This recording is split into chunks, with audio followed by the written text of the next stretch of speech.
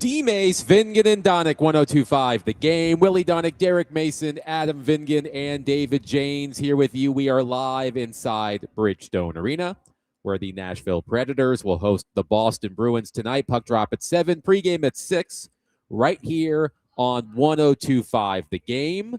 One more game before the NHL trade deadline, which is less than 24 hours away. We will keep you abreast of any moves the Predators could make during our program. A full show today. Mike Herndon of paulkaharski.com will join us at 3:40. On paulkaharski.com, he laid out his dream offseason for the Titans on the offensive side of the ball. We will discuss that with Mike Herndon at 3:40. At 4 o'clock, Vanderbilt women's basketball coach, SEC Coach of the Year, Shea will join us at 4 o'clock. The Commodores begin their SEC tournament play tomorrow. And then at 5 o'clock, Sportsnet NHL insider Elliotte Friedman will join us, as I just said, one day out from the NHL trade deadline. And that's where we will start today's program, because the Predators sell-off continues. After trading Michael McCarron to Minnesota and Cole Smith to Vegas, last night the Predators sent defenseman Nick Blankenburg to Colorado for a 2027 fifth-round draft pick. So that's 3 trades by Predators GM Barry Trotz over the past couple of days. And now, Willie, the question everybody has on their mind is, who could be next? Yes, who could be next? And, you could see it at the morning skate today that I think there's just a different feeling around the team. And I credit Andrew Burnett for handling it as well as you can under the circumstances, right? He and the whole team are disappointed. But Andrew Burnett told us this morning, he goes, you know what, I just have to coach my butt off, and we have to go with what we have and do the best we can. And Andrew Burnett is a guy that has worked in the front office before for teams. It was the Minnesota Wild. I think he was an assistant GM at one point. So he gets both sides of how this works. Same thing with Barry Trotz. I'm sure it couldn't have been easy for Barry Trotz, being a guy that's been a coach. He would know what that would feel like to take 3 character players who are beloved in that locker room and trade them away for future assets who are, 5-6 years from helping the organization at best, right? Nick Blankenburg is another great story that the Predators should be given credit for. Like Cole Smith, Michael McCarron, and Nick Blankenburg are all overachievers who, when the Predators picked them up, they didn't really have an NHL job, but they turned into NHL players while they were here, and it's because of their character and work ethic. So these are guys that you root for. The problem is they traded him to Colorado, Minnesota, and Vegas. Three teams in the West. 3 enemy teams, but they're all free agents at the end of the season. So we'll see where they end up by the start of next season. But we'll see. There's a good chance one of them ends up going pretty deep in the playoffs and maybe having a chance to win a ring. So we'll see. Now, because we're talking about the players and obviously what Barry chooses to do or not do, but how do you evaluate the head coach then? Because you are purposely breaking it down, right? So do you evaluate him based on the year and a half prior, or do you evaluate him on what he has been able to do pretty much the second half of the season, and it's still going, and what you've taken away from him and what you might continue to take away from him? I think the only person that will know the answer to that question will be the next GM. So it's got to be really hard for the coaching staff, starting with Andrew Burnett, to really know where they will stand at the end of the season and when they do have the next guy in. Now, you've got Barry Trotz, you've got David Poile, who aren't going to be leaving for good. They'll still be around, and they'll be able to put their 2 cents worth in. And I know it took a lot of character for Barry Trotz, I think, to stand by Andrew Burnett when the team really was struggling early in the season. And I think it should be on the record. And I think the coaches and players will do their best to put it on the record. How much character it showed to be able to go from 6-12-4 and dead last in the standings in Thanksgiving to within 2 points of a playoff spot just a few days ago. So they did everything they could. And they were still in it when they pulled the plug. So it's not like they dipped massively and gave them no choice. You know, they were still teetering. Had they won that game, I could make a pretty good argument that if they played their regular lineup against Columbus, they might have beaten Columbus because Columbus didn't have Zach Werenski. So they were shorthanded and still almost pulled it off. And had they done that, they'd still be reasonably in the race. So I think the coaching staff deserves a lot of credit for being able to pick up the pieces when it was a broken team early. A lot of times those guys get shown the door and somebody else comes in and tries to do what they can. They cleaned up their own issues and I think did a really good job. And so hopefully, to answer your question, that's recognized by the next GM going forward. A couple of things. First, Barry Trotz loves trading with the Colorado Avalanche. Here are the players who Barry Trotz has traded to Colorado since taking over as Predators GM. Ryan Johansson, Yakov Trenin, Scott Wedgwood, Juuso Parssinen, and now Nick Blankenberg, excuse me. So he loves trading with Colorado. He's got a great rapport with the Avalanche GM. Take it a step further. If you look at a lot of the trades, it's to the same teams. He's made those deals you just mentioned with Colorado. He's made multiple deals with Minnesota. He's made multiple deals with Vegas. Yes. So there seems to be. I haven't done a study to know how that works, but it does seem like there's probably some comfortable. Yeah. So you wonder the relationship between the two GMs leads to more deals. Like that. It's ironic. The Bruins here tonight, I think they're the one team the Predators have never made a trade with, something like that. I think it's the one team that they have really never made a trade with in all of their time. So now we're wondering about Eric Halla, Michael Bunting, Ryan O'Reilly. By the way, speaking of Ryan O'Reilly, he is listed as day-to-day with an upper body injury. Remember, he suffered that scary-looking injury against Columbus the other night. He was on the ice this morning wearing a visor, which is strange for Ryan O'Reilly, but he is day-to-day with an upper body injury. The Predators have also recalled Reed Schaefer, Fedor Svechkov, and Ryan Ufko. So some youngsters getting into the lineup tonight. Let's go to our phone line, driven by Wilson County, Hyundai.com, and welcome in Ricky in Nashville. Ricky, thank you for calling. Please go ahead. Hey, guys. How are you? Willie, quick question. Do you think with the teardown that's taking place right now, this is a foreshadowing to the Preds having to hire an established GM and not possibly give somebody a first-time GM's role? And my second question is, with Trocheck with the Rangers possibly falling out with the Wild, with the Rangers asking for too much, I think it would be a perfect fit for O'Reilly, and it would be a smart move to get what they can because I think the value would be equal, which was a top prospect, a first-round player, a first-round pick, and a first-tier prospect. And my last thing, Willie, is LGR. Let's go Mets, baby. There you go. Yeah. Thank you, Ricky. LGM. Good questions. Number one, I don't really know the answer in terms of the established GM. It's a good question for Elliotte at 5 o'clock is, do we have an idea of what the profile is yet? They certainly haven't said anything publicly that they're looking for a GM with experience or open. I would think that it'll be somebody that's at least been an assistant GM for a long time. But that's just speculation on my part. Because I think I come back to the central question is when you consider O'Reilly, this will tie into Ricky's second question, because you can go down the list. Minnesota would be one, but you could say Montreal. There is probably 12 teams that could use that would love to have Ryan O'Reilly on their team. And so you could have double-digit teams making you their best offer, and somewhere in there might be a really good offer. But I think the question probably it might start with Bill Haslam, right? And on down is, so if I'm Barry Trotz, I might ask that question up the chain is, what do we want our team to look like next year?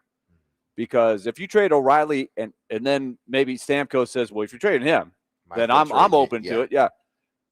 Then you're talking about a process that's going to take you that much longer to be competitive. You cannot in my opinion, without O'Reilly and Stamkos next year, it would be really hard for me to see a team rebound and be relevant next year. You open Pandora's box. Right. You would be then pushing it back for a couple more years, which, that's a strategy that we've talked about many, many times. Now, I don't know that anybody wants to set up for a 5 to 7 or 10-year rebuild, which is the case sometimes. The Blackhawks have just started trading guys off again. They're not going to make the playoffs this year. That's going to be another year where they're down towards the bottom. We mentioned the Red Wings, who were just sitting here on Monday. They haven't made it in 10 years. They're finally going to make it. The Sabres are a team trying to add. They haven't made it in what, Adam, 14 years? Something like that? So, but what you're saying and then look at the team they're playing tonight in Boston. Boston dipped down last year, traded off a lot of assets, made some really smart trades that have worked really well for them.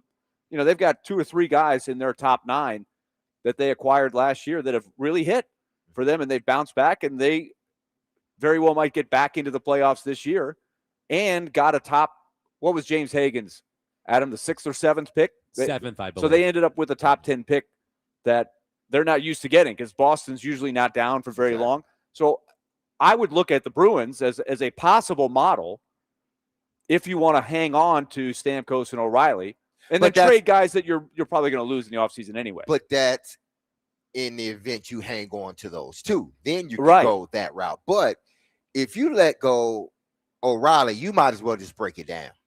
Yeah, I think O'Reilly is what holds everything together. If you're going to get rid of him for whatever, and I know it would be a good package, but if you're going to do that, then you might as well just chip all away and restart because, like you said, he's the glue that kind of keeps that together. Yeah. So. Later in the program, we will attempt to determine what is fair market value for Ryan O'Reilly in a trade. Chuck on our text line says, how often have we said we need true top 2 line centers? How often do they become available? We have 3 out there right now with St. Louis, Calgary, and New York. Chuck is referring to Robert Thomas, Nazem Kadri, and Vincent Trocheck. I hope we are not leaving this to the next GM and missing an opportunity. Forsberg, Stamkos, O'Reilly are true first and second line players. You have no one else that are true first and second line players. We desperately need another top 2 center. Chuck, I hear what you're saying. Under no circumstances will the Predators be buying at the trade deadline. So if you are holding out hope for some reason that the Predators are going to make a run at Robert Thomas in St. Louis or Nazem Kadri in Calgary or Vincent Trocheck with the Rangers, it's not going to happen. The Predators are not buying. They are not in a position to buy. One texter says, as much as I love Philip Forsberg, do you think there's a market for him? Or is his contract just too much for anybody else and they don't want to take him? And I know he has a no trade clause, but do you think he would waive that to go to a contender? Well, I can't imagine a scenario at this moment where Philip Forsberg gets traded. No, there's 0. But it will not happen. But I do wonder if the Predators do a complete sell-off and they trade Haula and they trade Bunting and they trade O'Reilly, and then Stamkos says, well, if you're trading all of those guys, I want out too. And that leaves Roman Josi and Philip Forsberg and UC Saros. Is it worth having a discussion about what those players think about their futures in the organization? Well, I mean, those 3 guys are all different. Forsberg is not technically homegrown, but he's played all of his NHL. I count him as homegrown. They traded for him when he was 18. Exactly. Yes. He's been here since he was 18. That is a whole different discussion. It's not going to happen at the trade deadline. There's 0 chance of that. Yes. I don't think you go there. Personally, I just think you've got to have You've got to have staples. You have to keep some foundation, in my opinion. Which is why get rid of UC then. Sorry. That's the thing. And all 3 of those guys have no trade clauses. You would really be blowing it up. I mean, that would be a whole nother level. I can't see it happening.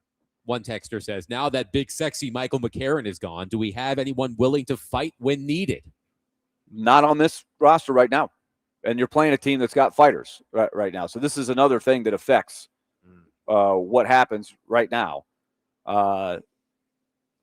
They've got guys who are willing to fight, but they don't have the heavyweight that keeps the peace if you will. They need a fight, just somebody that's feisty. He can keep the peace too. They have A guy that shows that he's not going to back down. They have Zachary LaRue. Yeah. He's not a fighter. He's an irritant. Yeah. He's an irritant. He'll get things stirred up. He has to But become then- a fighter. He has, Well- even if he got to get knocked down 2 or 3 times, man. Just got to get back up, It man. sounds great until you're the guy actually get punched. Knocked Everybody out. has a plan until they get punched in Yeah, the but mouth. then you only there. have to do is take 1 or 2. Bam, Right. when you're on the No, ground. Easy for you to say. What- Man, what just ha- be earned. What happens is those guys, guys who are not the quote heavyweights, Uh-huh. if they can find their mirror on the other team, Yeah, then they'll they'll go fight after that guy. Yeah. But you don't want a guy who's not a fighter fighting Tanner Janot. All right, Tanner Janot is in uniform tonight for the Bruins. Like a pit bull You- versus you're- Chihuahua. Right, you're not taking him on. And Michael McCarron might, Yeah. if he were there, but not Zach LaRue or somebody like that. And I guess you don't expect him to either. No. You can only ask so much. At the the man from Saskatchewan, Tanner Janot. That guy can drop him. Derek, I did think Yes. of you today Yes. because I'm glad you did. I'm always thinking of you because we're talking all the time as we're planning the show. Exactly. But I Absolutely. especially thought of you when I saw on Instagram Jeremiah Love in the house visiting the Titans today, and I just pictured you going to BNA, dressing up like a chauffeur with one of those signs that says Jeremiah Love, and then kidnapping him and attempting to convince him, hey, you've got to tell the Titans they've got to draft you at number 4 or I ain't letting you go. He's probably, and listen, no slight to the guys. They've had some wonderful players here since I've retired, period.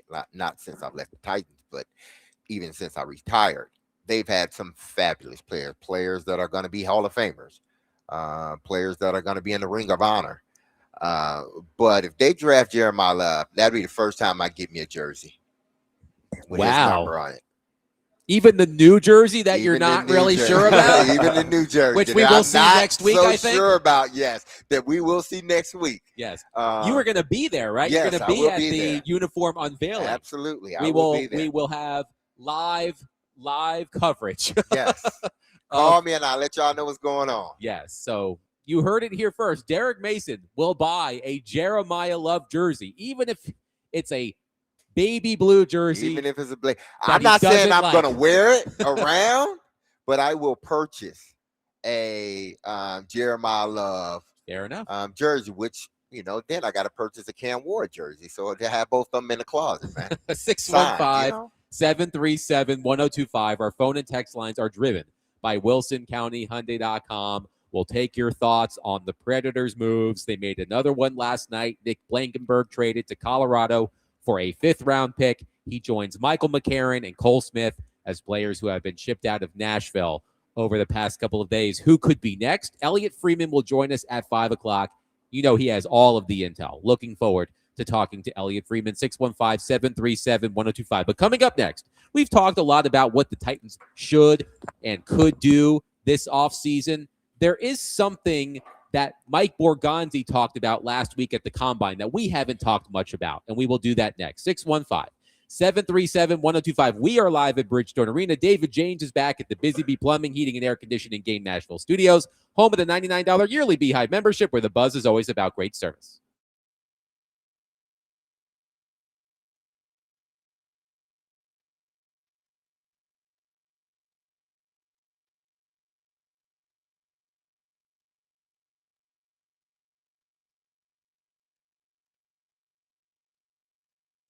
Hey, this is Derek Mason. If you injured yourself in a motorcycle accident, go to lawtigers.com for your free case evaluation.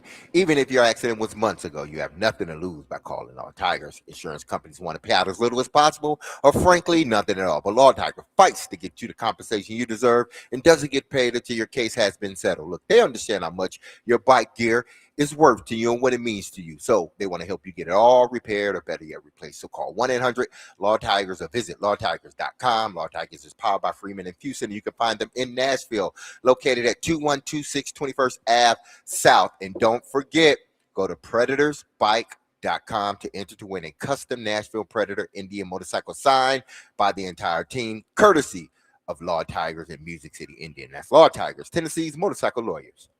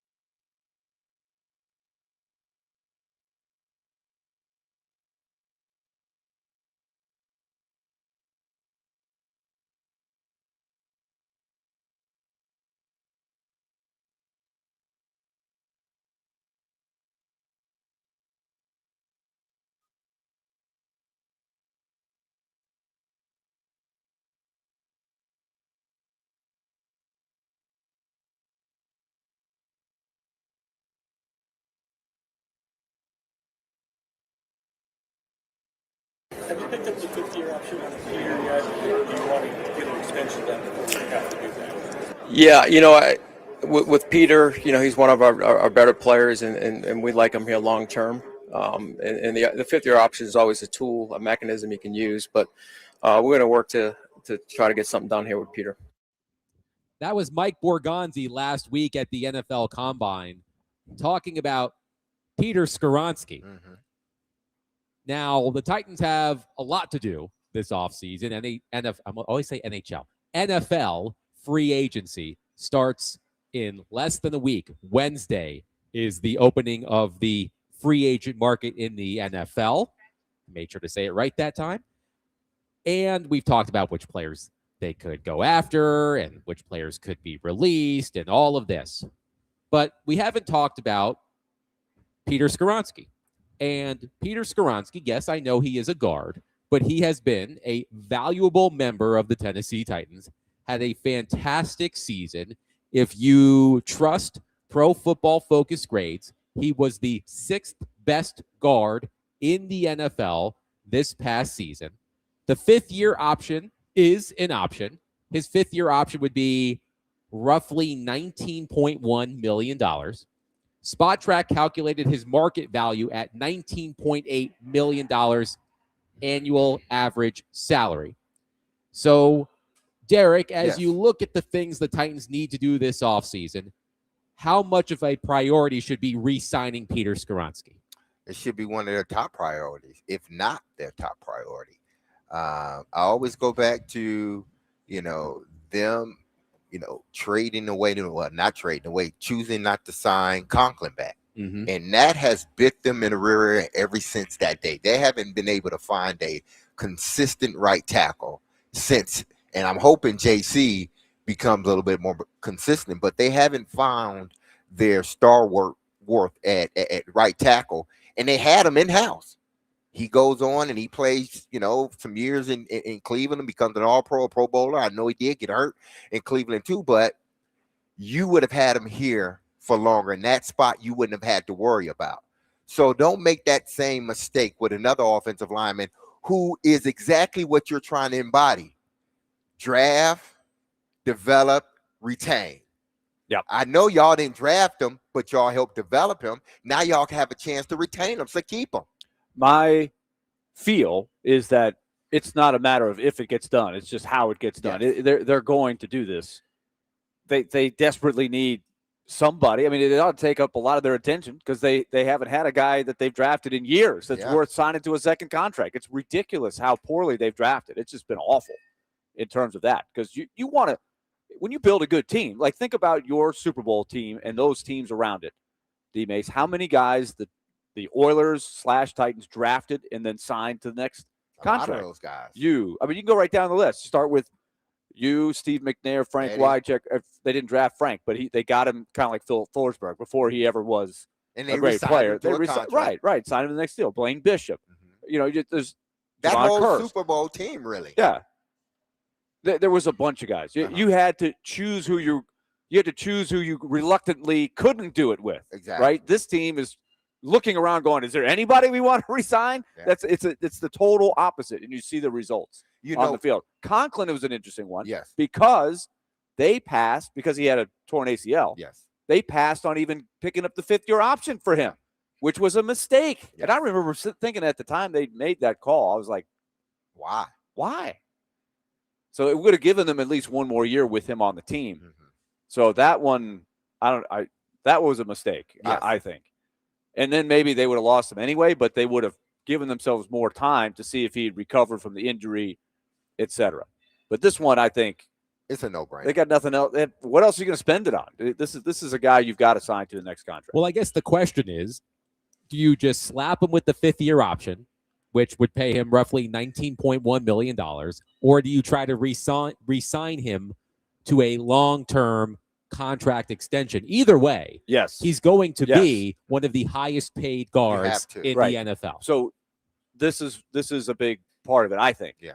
Is if you wait a year, I think I read something the other day, the cap is going to be the highest it's ever been. People are going to have more money to spend. We're seeing it in the NHL. Mm-hmm. with guys like Kiefer Sherwood getting $30 million, where 2 years ago he was on the league minimum, basically. And a lot of it is because he's made a jump. Yes. But part of it is also because people have more to spend, the players are more expensive. So Peter Skoronski is not going to get cheaper. He's going to get more expensive. So that's why I think when you heard Mike Borgonzi say, we want to get, quote, something done, I don't think he wants to have to just pick up the 5th year. That's what you have in your back pocket. But I think you want to get him established before the market just goes up. Well, what would happen is you would do nothing but restructure the contract, add years onto the contract. So you're taking that 5th year and you're just, you're taking that 5th year and you're adding it to the year where the contract's going to start, because if you sign it to that 5th year, you'll have to pay him $19 million. So what you say is, all right, well, let's restructure, extend it, take that $19 million, add some more to it as a signing bonus, and then it will end up being, roughly, they may get it for 18. Let's just say 19. They still get it for 19, but they do it a year ahead. They take the money a year ahead and they add it to the bonus.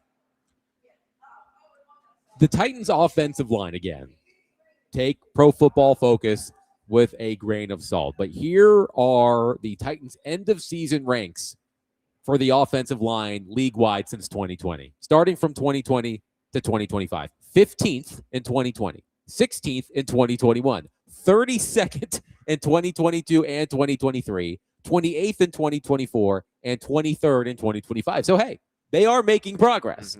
And this is why we've talked about the idea of going out in free agency and splurging on Ravens center Tyler Linderbaum. Because it's pretty nice to imagine a Titans offensive line that, I know Dan Moore is Dan Moore, but Dan Moore is at left tackle, Peter Skoronski at left guard, Linderbaum at center. Bring Zeitler back. Right. Re-sign Kevin Zeitler at right guard, J.C. Latham at right tackle. On paper, seems like a pretty solid offensive line. You want more from J.C. Latham. You know what you're getting with Dan Moore. It's not going to be perfect. You had to overpay for him in free agency. That's what happens. You're hoping that Zeitler stays healthy. Yes, but I like that idea. That's why I said yesterday that if I were to choose one big ticket item to splurge on in free agency, it would be Linderbaum. I know that the center is not the most exciting position. It's not an edge rusher. It's not a wide receiver, but it is critical, especially for a young quarterback, right? So I like the idea of that in my head. It's like you said, going down Rodeo Drive. Yes. You can get the Ferrari or you can get the wide body Bentley. Which one are you going to get? I want to go fast, but be comfortable. Or do I just want to go fast?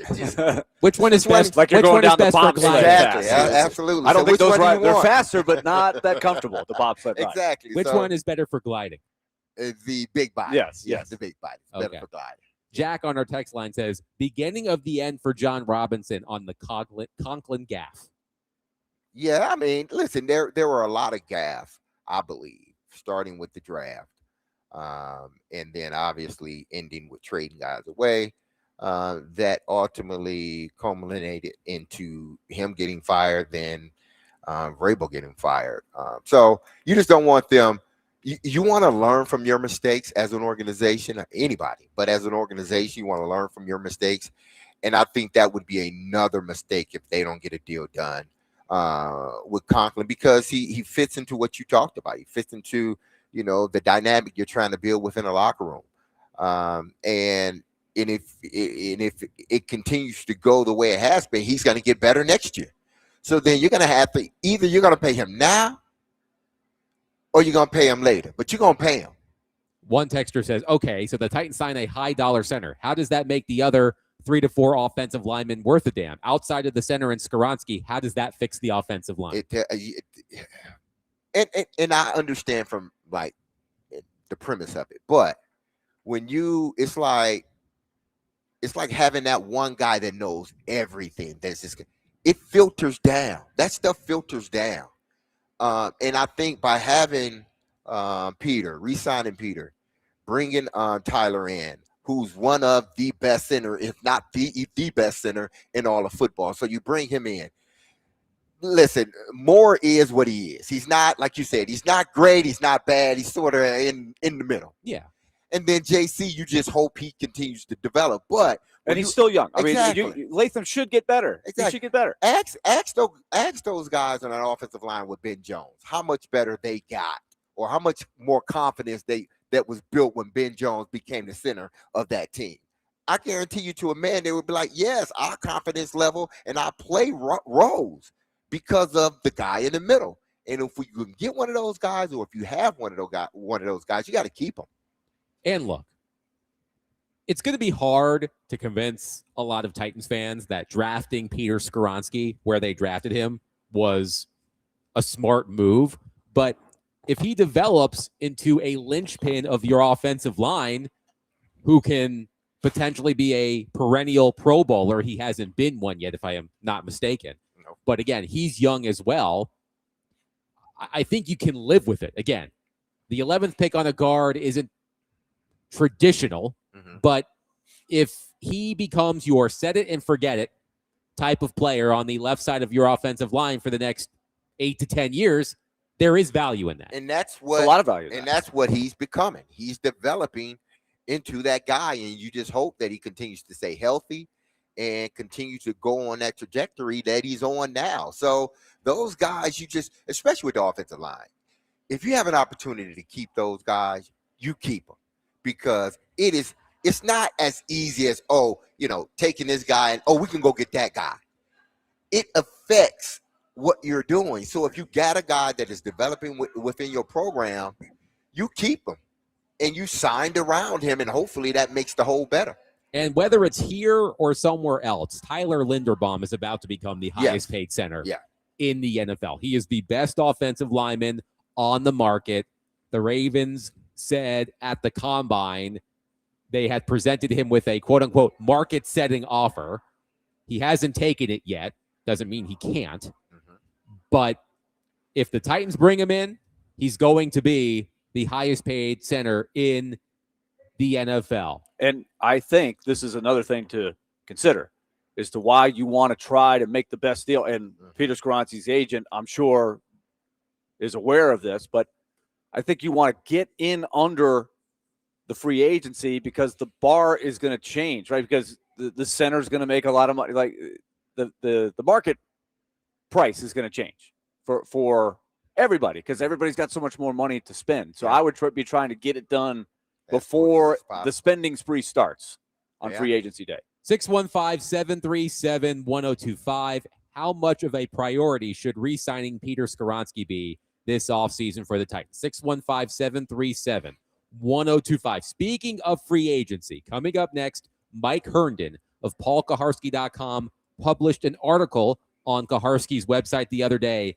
laying out his dream free agency for the offensive side of the ball for the Titans. We'll have Mike on the program to break it down for us coming up next. 615-737-1025. Right Time HVAC and Cromwell Media are teaming up to bring comfort back to your home. Is your heating system struggling or completely out of commission following the winter storms? Nominate yourself for the Right Time Home Rescue and tell us your story. Enter today at theGameNashville.com/HVAC, and you could win a new HVAC system installed by Right Time HVAC, locally owned and operated. There's never a wrong time to call Right Time.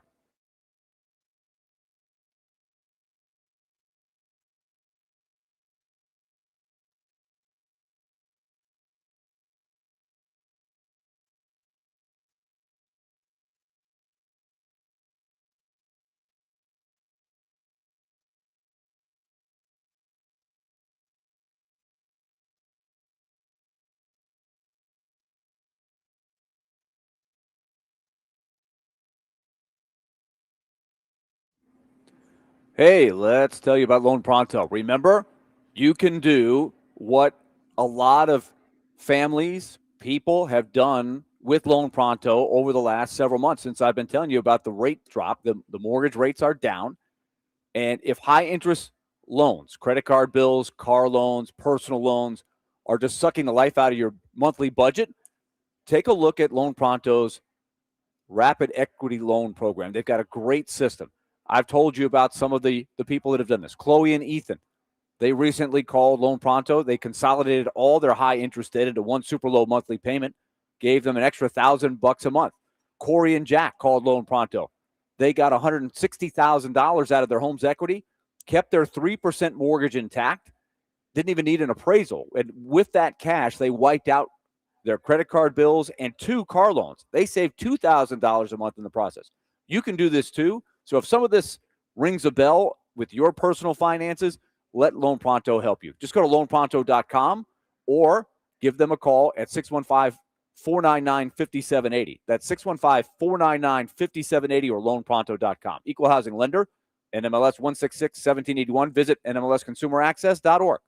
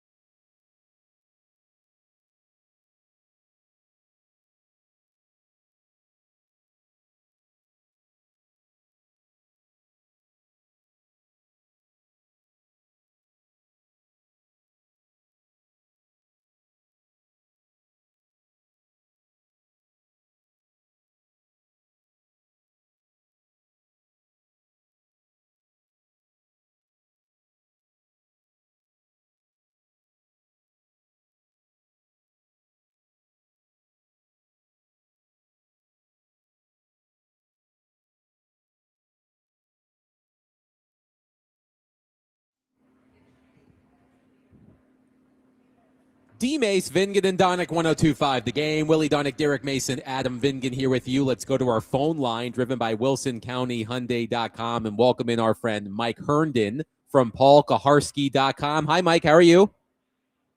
Doing great. How are you guys?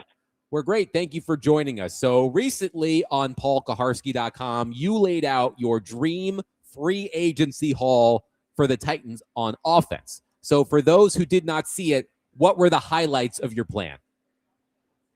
So, I mean, obviously, there's a few big holes in the Titans' current offensive roster. Obviously, wide receiver, which kind of feels like it's been a hole ever since the A.J. Brown, Julio Jones season, basically. And before that, it was a hole for another 10 years before that. So, wide receiver, obviously, going to get a lot of attention. And then I think your other two big spots are right guard and center now that they've released Lloyd Cushenberry. So, I think the biggest thing that they can do is kind of go attack those three spots specifically. The wide receiver market's not great, but there are guys that would be an upgrade over what they've got. So I had a guy like Wan'Dale Robinson that I think would be a good fit. Obviously, the Daboll connection, he's already been linked to the Titans. And it would make a lot of sense for him to end up here. But I like him as a fit, as upgrading the floor of this wide receiver room kind of move. And then guys like, I think they should return Kevin Zeitler at right guard if he wants to play. He played incredibly well down the stretch. Older, obviously, but I think he gives you another year to try to develop Jackson Slater into a potential starting option down the road, or if they draft somebody this year that might be in that right guard mold, you get a year to get them some NFL experience before throwing them into the fire. So I would love for them to bring Zeitler back. And then I think the big ticket is probably center. I'm kind of a 1A, 1B between Tyler Linderbaum and Connor McGovern from Buffalo. Linderbaum, obviously a big name, former first-round pick. But it's interesting because they're so diametrically opposed from a skill set standpoint that it's really kind of an interesting choice between those two. I went McGovern, but it's very close for me. I was about to ask you about the centers because as part of your dream free agency haul, you have the Titans signing Connor McGovern instead of Tyler Linderbaum, who is the top offensive lineman on the market. You just mentioned the differences between the two. Can you compare and contrast Linderbaum and McGovern? Wait a minute. This is not a college essay with the blue book. Compare and contrast. I'm having flashbacks. I'm getting the sweats with final exams. Mike is a smart guy. He can compare and contrast. Mike, don't feel like you have to go all academic on us, okay? Up to you, Mike. You take it enlighten us, Mike. Enlighten us. Take it anywhere you want to go. Professor, yeah. Share with us the Listen, go ahead.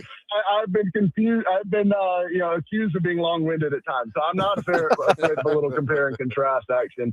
For me, McGovern, very, very plus size for a center. I mean, this guy's more of a tackle size player. I think he's 6'5" or 6'6", 315 pounds, 34-inch arms. He's built like a left tackle, frankly. And he's a pretty good athlete too, but he is enormous. And then you've got Linderbaum on the complete opposite end of the spectrum. He's 6'3", 296, and he's got extremely short arms. I mean, his arms I think are like 6th percentile among centers in Mock Draftable's database.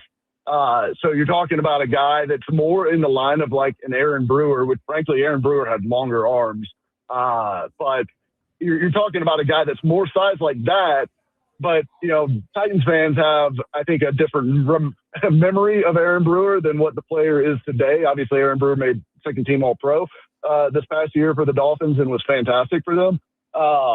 Linderbaum's movement skills are tremendous. He's got a wrestling background and all that, and you see it show up. But he is such a weapon that he completely changes what you can do in the run game. And you don't think like small guy, okay, this is a great run blocker, but that is exactly what he is. His value that he brings is unlocking all kinds of things that you can do in the run game with an athletic center that most centers just cannot do. If you think about like Jason Kelce, he is the closest thing to Jason Kelce that we've seen in the league since Jason Kelce, basically. I know it hadn't been that long since he's been there, but Jason Kelce was in the league for a long time. And Linderbaum is very much in that mold.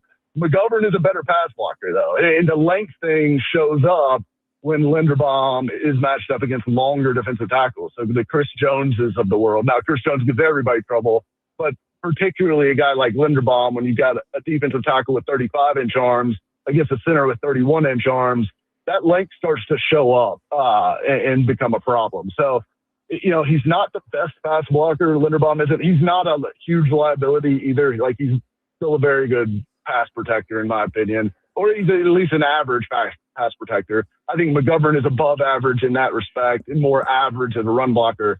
But it kind of depends on what you want to be as a team. Do you want to be a stonewall kind of pass protecting offensive line, or do you want to be an athletic kind of dynamic run game type of offensive line? And that'll be a fascinating choice for the Titans. Not that they're necessarily choosing, because the players have a choice too, obviously, in free agency, but it'll be very interesting to see how they pursue those two players.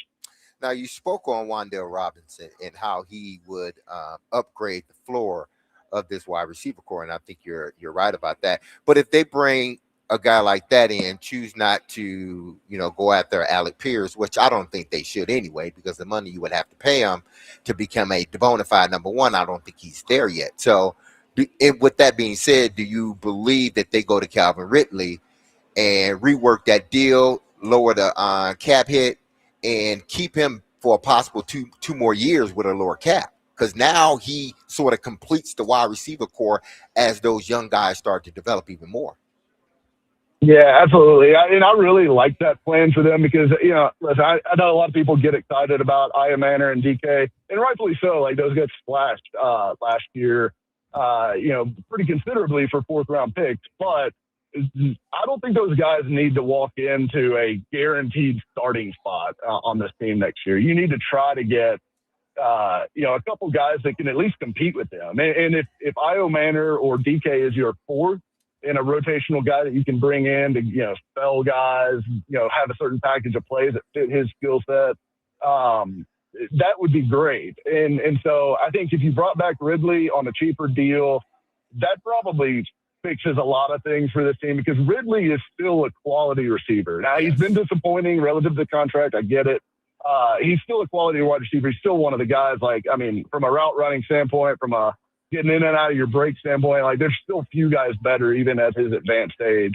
And I would like to see Ridley, Robinson, DK, Io Manor. And then if you go add somebody in the draft, that's a cherry on top, right? You're not desperate going into the draft for a wide receiver. And yeah, I think the goal of free agency should be to make it to where you're not desperate at any position going into the draft. And you can afford to take the best available player at as many picks as possible. Mike Herndon is with us, paulkoharski.com. Mike, we were having a discussion before you came on about generally the market, and with the cap going up the way it is, we're here at Bridgestone Arena, the NHL cap has drastically gone up the last couple of years, so teams have more money to spend. That affects everybody. What do you think that factor will be? Because you hear this all the time. The Titans have the most money to spend. But what is that relative to the league with the cap going up? Yeah, so, there's other teams that have a lot of cap space as well. But if you look at the numbers, and I had this in my piece as well, there are 11 teams currently that are over the cap. Now, that may have changed since I wrote that. I know they've been restructuring. A few teams have been restructuring, releasing guys, starting to cross that process of, the Saints cap purge that they do every year. That process has started. So that may not currently be 11 anymore. But there's a lot of teams that are still in a pretty tight spot, even with a rising cap. And then there was, I believe it was basically half the league had fewer than, 20 or so $1 million in cap space. So you're talking about, there's about half the league that can really be competitive for the top end free agents, the Linderbaums, the Alec Pierces, the John Franklin Myers, the kind of guys that are at the top of pretty much everyone's wish list. And so I think the rising cap dilutes the Titans' advantage a little bit here, but not to a huge degree. They're still going to have a pretty big war chest to go out there and wield, and they should be able to be if they want to overbid for a player, they've got more room to do so than anybody else. So they've got a lot of holes to fill too, but they should absolutely be able to get the guys that they want if they're willing to pay, whatever the market ends up being. Yeah. So we'll see who we were talking about going to Rodeo Drive. They've got the money to go shop at Rodeo Drive, at least for a guy or two. So we'll see. So Mike, 100%. give us a couple of more names that we should have on our radar that maybe we have not mentioned so far today. Yeah, so one guy that I like, and I think the Tony Pollard question is pretty fascinating. If you look at Tony Pollard's career, basically split between the first 4 years in the league and then his last 3, which is 2 years in Tennessee and then his last year in Dallas. Like, he's a different player now. And he's not a bad running back. I don't want anybody to hear me saying that. He is not a bad running back. He's a middle of the road starting running back in the NFL, which is still, he's one of the, 16 to 20 probably best guys on earth doing this. So he's still a good player, but he's going to be 29 years old, I believe. It's unlikely that he goes back to the guy that's producing, a lot of explosives in the run game or creating as much after contact. Like, Tony Pollard used to be annually ranked in the top 5 in yards after contact per attempt in his first 4 years in Dallas. That guy is now more middle of the pack, which is still fine, like I said, but he's not creating a ton for you that isn't there from a blocking standpoint. He's a good locker room guy. He's tough. He runs hard. He's available. So, there's a lot of redeeming qualities, but I would be very tempted if I was them, depending on where this guy's market goes. But Tyler Algier from Atlanta, 25 years old, bruising running back, had a 1,000-yard season his rookie year before they drafted Bijan Robinson, and has obviously been backseat to Bijan in Atlanta since. He still gets a lot of carries because he's a good player. He's a very good player, and he's got a bruising kind of between the tackle style. He's a great tackle breaker. His forced tackle or missed forced tackles, or I had that right the first time. Forced missed tackles, sorry. Rate is among the best in the NFL pretty regularly. And I think he's a guy that's 25 years old. If you go and swap them out, you may be able to almost trade off the cap hits because you're going to save $7 million off the cap by cutting Pollard. I think Algier's probably about a $7 to $10 million per year player on the market. So it may be about a clean swap cap-wise, and you basically reset back to, I've got a 25-year-old, but I'm also not paying him less so much mileage if on we want to go the get engine. Love. Exactly. Yeah, he's got a little bit less wear on the tires, especially having not had a full workload in Atlanta. And if you still wanted to go get Jeremiah Love, those two can absolutely play together. That's kind of been Algier's situation already. So I think Algier makes a ton of sense for the Titans, and I'd be very interested in him. Mike Herndon of PaulKaharski.com has been our guest on D-Mace, Vingan and Donick. You can read his work there. He's laid out his dream free agency haul for the Titans. Check out the article on PaulKaharski.com. Mike, thank you so much. Thank you so much for your time. We'll catch up sometime soon. I appreciate you guys for having me. And defense side will be up later this week. All right, Go sounds good. Check it out. All right. 615-737-1025. See, Mike is a smart guy. He There can he is. compare and contrast. He did a lot of comparing and He can contrasting. compare and It's good. contrast. He rolled with it well. Yes, he Exactly. did. 615-737-1025. I was tripping all over my tongue there for a moment. But coming up next, Vanderbilt women's basketball coach, SEC Coach of the Year, Shea Ralph will join us. The Commodores kick off their SEC tournament tomorrow. We'll catch up with her coming up next. 615-737-1025. Our off-season Titans coverage is presented to you by Tennessee Brewworks. From kickoff to last call, Tennessee Brewworks is the official craft beer of the football off-season coverage right here on 102.5 The Game.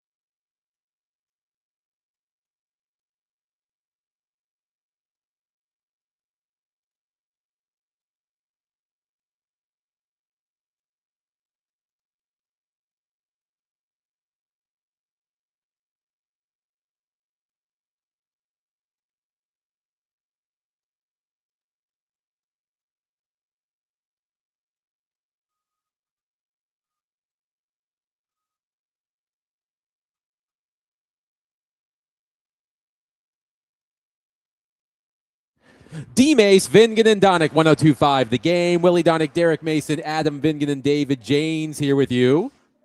The number 2 seeded Vanderbilt Commodores open SEC tournament play in the women's tournament tomorrow at 5 p.m. Central against the winner of either Ole Miss or Auburn. And to join us to discuss that, we go to our phone line, driven by Wilson County, Hyundai.com, and welcome in Vanderbilt women's basketball coach and SEC Coach of the Year, Shea Ralph. Hi, Shea. How are you? I'm doing so well. Thank you for having me today. Of course. First off, congratulations on winning SEC Coach of the Year. Michaela Blakes wins SEC Player of the Year. Aubrey Galvin wins SEC Freshman of the Year, marking the first time in more than 10 years that one school has swept those awards. What does that accomplishment mean to you? You know, it's kind of, I'm getting that question a lot the last couple of days, and it's like, it's surreal. I think I'm grateful to the coaches that voted, because I do think that Michaela and Aubrey both earned those awards. And, you know, the byproduct of winning and having great players is that you win awards, including, you know, Coach of the Year. And I tell my team that all the time. I've told them that since we've been here for 5 years. The teams that win, those are the teams that get the awards. So the goal is always to be competitive enough to win. And whatever that means we have to do, whatever role we have to play, there's value in all of it, because as we continue to win, those will come. Those things are voted on. But what you can't vote on are the things that we really covet here. We want to win championships. And so I'm grateful for the honor. And it's really cool to see the players, you know, get honored and be so excited about that. They can be so excited about the things that are happening right now. But nothing changes for us. We just want to continue to do the work, put our head down, stay focused on winning championships, and take each day as it comes. What is your outlook on the SEC tournament, Shea, as you prepare to play Auburn or Ole Miss tomorrow?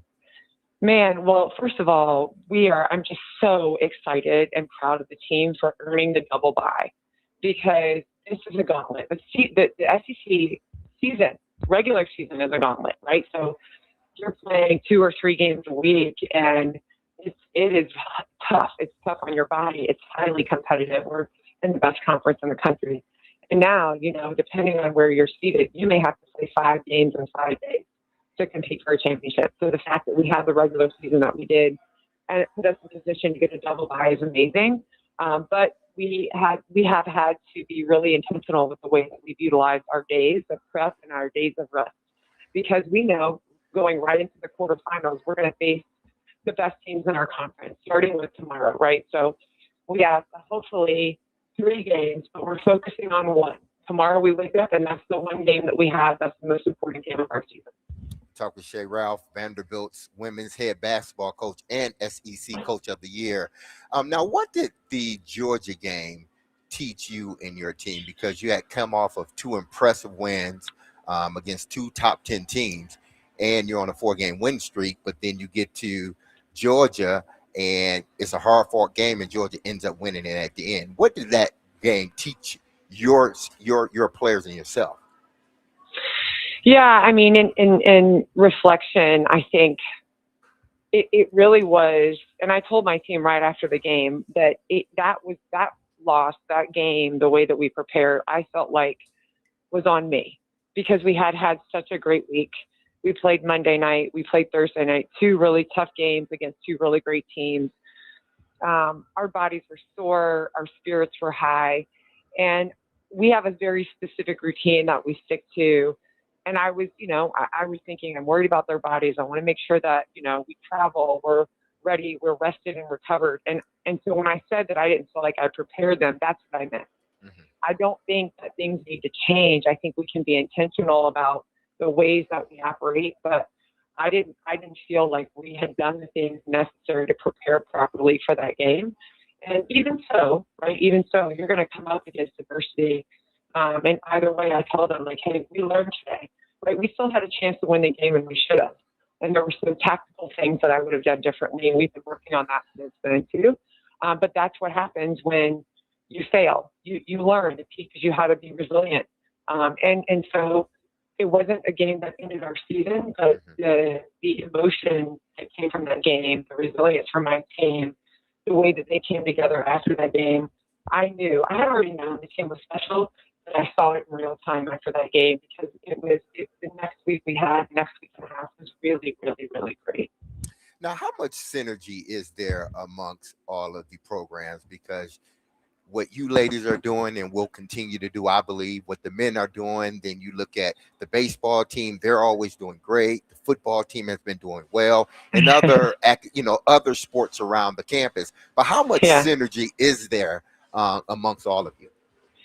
Gosh, I need Clark Lee to help me with like a really profound word right now, because there is the community that we have at Vanderbilt is second to none. And I am being as transparent and honest with you guys as I can be. I've been doing this literally my whole life, right? Playing at a very high level, coaching at a very high level. And we have the best leadership. Our AD is hands down the best in the country, an incredible leader, an incredible human, smart. She's personally invested in the student athlete experience at Vanderbilt because she was a student athlete at Vanderbilt. And then you tie in the chancellor, who understands the importance of athletics and how that elevates the academic reputation and the school's reputation. So when people talk about resources, they think of money, but I'm talking about resources as in people, as in like pouring into our players and like the programs that they're parts of, the leadership opportunities are part of, the internship opportunities, the coaching community. I mean, I can't tell you how many, I was getting text messages from coaches today. I sat with Clark a couple of days ago to talk about our seasons, and Candace is calling me and she's going to be here this week. So there is, the community that we have, the support that we have. I think you guys are seeing the results of that, but that is genuine and organic. And that's what happens when you have those kinds of resources. You're going to see the results that Vanderbilt is producing right now. Talking to Shea Ralph, head basketball coach for the Vanderbilt women's team, getting ready for the SEC tournament. Shea, I want to ask you one specific one about Michaela Blake. She's obviously got all of the great makeup. We had a chance to talk to her on our show. We've watched her do all these interviews on the big stage. She handles herself so well. She's obviously a great competitor. But one specific thing I noticed about her, she's got the best scoop layup, I guess is how I would describe it, as I've ever seen. The way she gets it out away from her body, the angles she can flip it from, the angle off the glass. It's amazing what she does. Where did she learn that? Probably from years of playing against players that are bigger than her, against all kinds of different defenders. And she learned it by probably failing over and over again. She's got great trainers and great coaches, but that kid is smart. She's got a very high basketball IQ. So she said it the other day in an interview, like, you're not going to be able to take the ball from me. You can't keep the ball from coming to me. So she's going to figure out a way to shoot it. And, and that's it is what it is, because she knows that when she shoots it, there's a great chance that we're going to win the game. And that's on any team that she's played on. So I think it just is an example of not only her work ethic, but her high basketball IQ, and that she continues to adapt and improve no matter what kind of defenders she sees. The story's been told very well by the announcers during the season, but Aubrey Galvin, I want to get your firsthand perspective on discovering her. She's so creative and unique, but as I understand it, she wasn't a five-star recruit that everybody in the country was locked in on when she was a 10th grader, like you see sometimes in college basketball. Now, where did you find her? When did you see that special ingredient that she's got? So you're right. She wasn't what everybody talks about, but that is one of the things that I think we do really well here is like, I personally do not care about rankings and scouting. I respect them, but that doesn't drive our recruiting strategy. Scouting services, what players are ranked, all the things, all the social media madness around them. I just know the kinds of kids that we need here and that I can coach. So my staff is really, really, really good. And so we go out and we have relationships across the country. When people text us to come watch their players, we go watch them. And that was what happened. We had a relationship with Aubrey's AAU coach, Stephen Pratt, with Full Package Elite. And he said, hey, I have this kid. She's really good. We went out and watched her. My staff texted me like, you got to go see her. But, don't sit there and watch. Don't tell us that she's too small, because just wait, And that was the thing. When she's too small, she's too small. And when I tell you the first 3 minutes of the game, I was like, we have to have this kid. Because like you said, she's so creative. She makes everybody on her team better. She's super crafty. She's one of the best playmakers that I've seen at her age in a long time. And certainly we wouldn't be where we are as a team without her. And in credit to her, too, because she came in with a high level of confidence and a chip on her shoulder, like, no, I can do it at this level. And she bet on herself, and it's paying off. When you have a player like that, and I'm looking at her stats right now, her assist-to-turnover ratio is excellent for the amazing passes that she so often makes. Did you have to almost live with one or two plays that might not look good at first and say, look, if I play this out, we're going to come out way ahead? Yeah, no, it's not almost, you always have to live with, one or two of those plays. And I think what has helped our team, and specifically Aubrey and Michaela, continue to grow is their ability to play freely. So I do have concepts and we do have some structure, but I allow them to be themselves, and that's from 1 through 13 on my team. I allow them to play freely, and they understand where the boundaries are. But I think in order for them to continue to grow, we have to give them the opportunity to make mistakes and not be afraid of that. And, for Michaela and Aubrey early in their careers, there was a lot, they played a lot of minutes early. They learned a lot of lessons. And now when we're looking at March and Aubrey's freshman year, March and Michaela's sophomore year, I feel like we have the best backcourt in the country. And I know that they feel the same way because they are confident in each other. They trust in each other, and so does our team. Coach, you played, and your alma mater is back where they have been so often, right towards the top.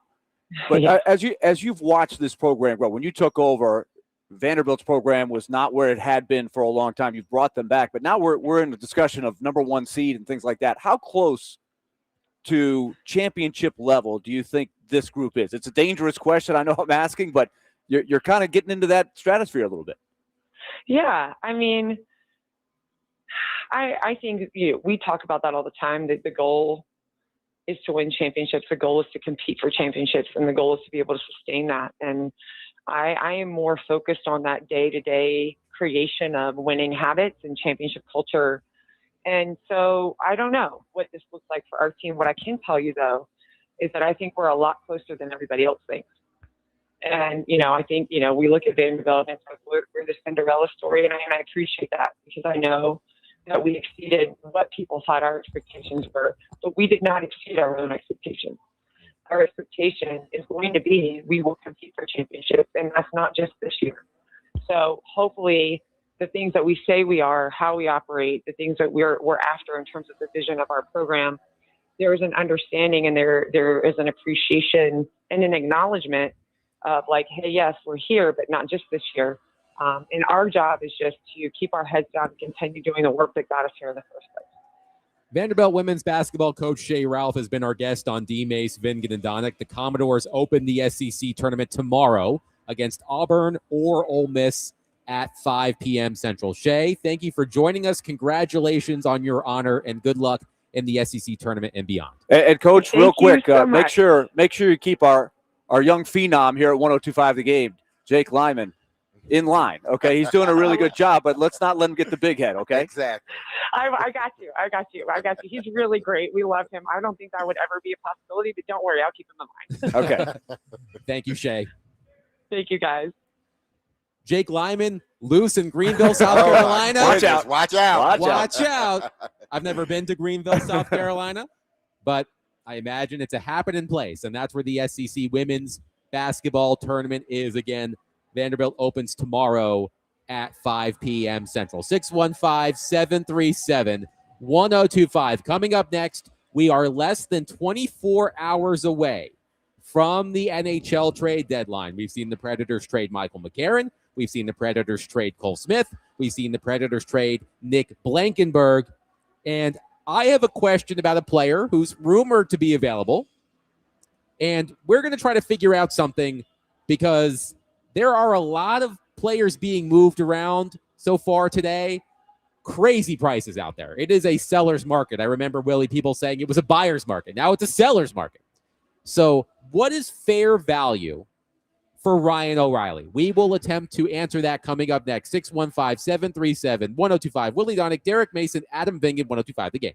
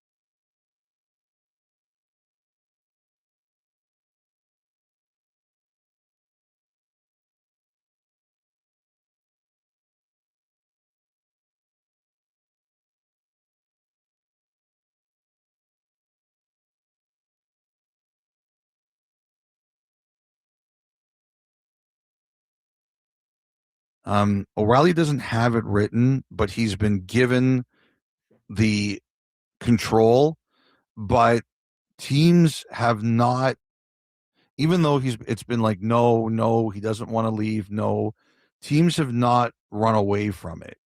And they've come back to him and come back to the Predators and been saying, hey, we still want to trade for you. And I've heard that even though Nashville has said he doesn't want to go anywhere, they have reserved the right to go to him too and say, if we get an offer we like, then we're going to take it to him. We're not, like, I haven't heard that they've said we're just going to do it. Like, that hasn't come across my lap, but I have heard that they've reserved the right to say, we can take it to you and we want you to consider it. That was Sportsnet NHL insider Elliotte Friedman on Ryan O'Reilly. He will join us at the top of the hour. Elliotte Friedman breaking Predators news during the break. Michael Bunting is going to the Dallas Stars per Elliotte Friedman. He says, third rounder going back, I believe. So Michael Bunting reportedly traded to the Dallas Stars, according to our friend Elliotte Friedman, who will join us in roughly 35 minutes. So the fourth player traded by the Nashville Predators over the past few days. Michael McCarron, Cole Smith, Nick Blankenberg, and now reportedly, per our friend Elliotte Friedman, Willie, Michael Bunting. Not a surprise, Michael Bunting, for those that have not locked in and paid attention, he is a free agent at the end of the season. And is this the third consecutive year he's been traded at the deadline? He was traded He was part of twice last year, right? He was part of the Gensel trade. Right. Was that last year? Well, in the summer, he was in the Gensel trade, then played with Carolina, was traded from Carolina to Pittsburgh, and then Pittsburgh to Nashville, right? Oh, wow. Isn't that right? He had nothing. Oh, no. I'm sorry. He was traded from Carolina to Pittsburgh in the Gensel deal. He was traded by the Hurricanes to the Penguins in the Gensel deal in March of 2024. Okay, he was so that's the traded deadline. here in March of 2025, and now he's being traded again. So the third consecutive deadline. So you're right. You're right. Third consecutive deadline that Michael Bunting has been traded. Well, and there might have been another one even before that. He had bounced around a bit, but he is. He has won me over. I have to say, Michael Bunting is a guy that,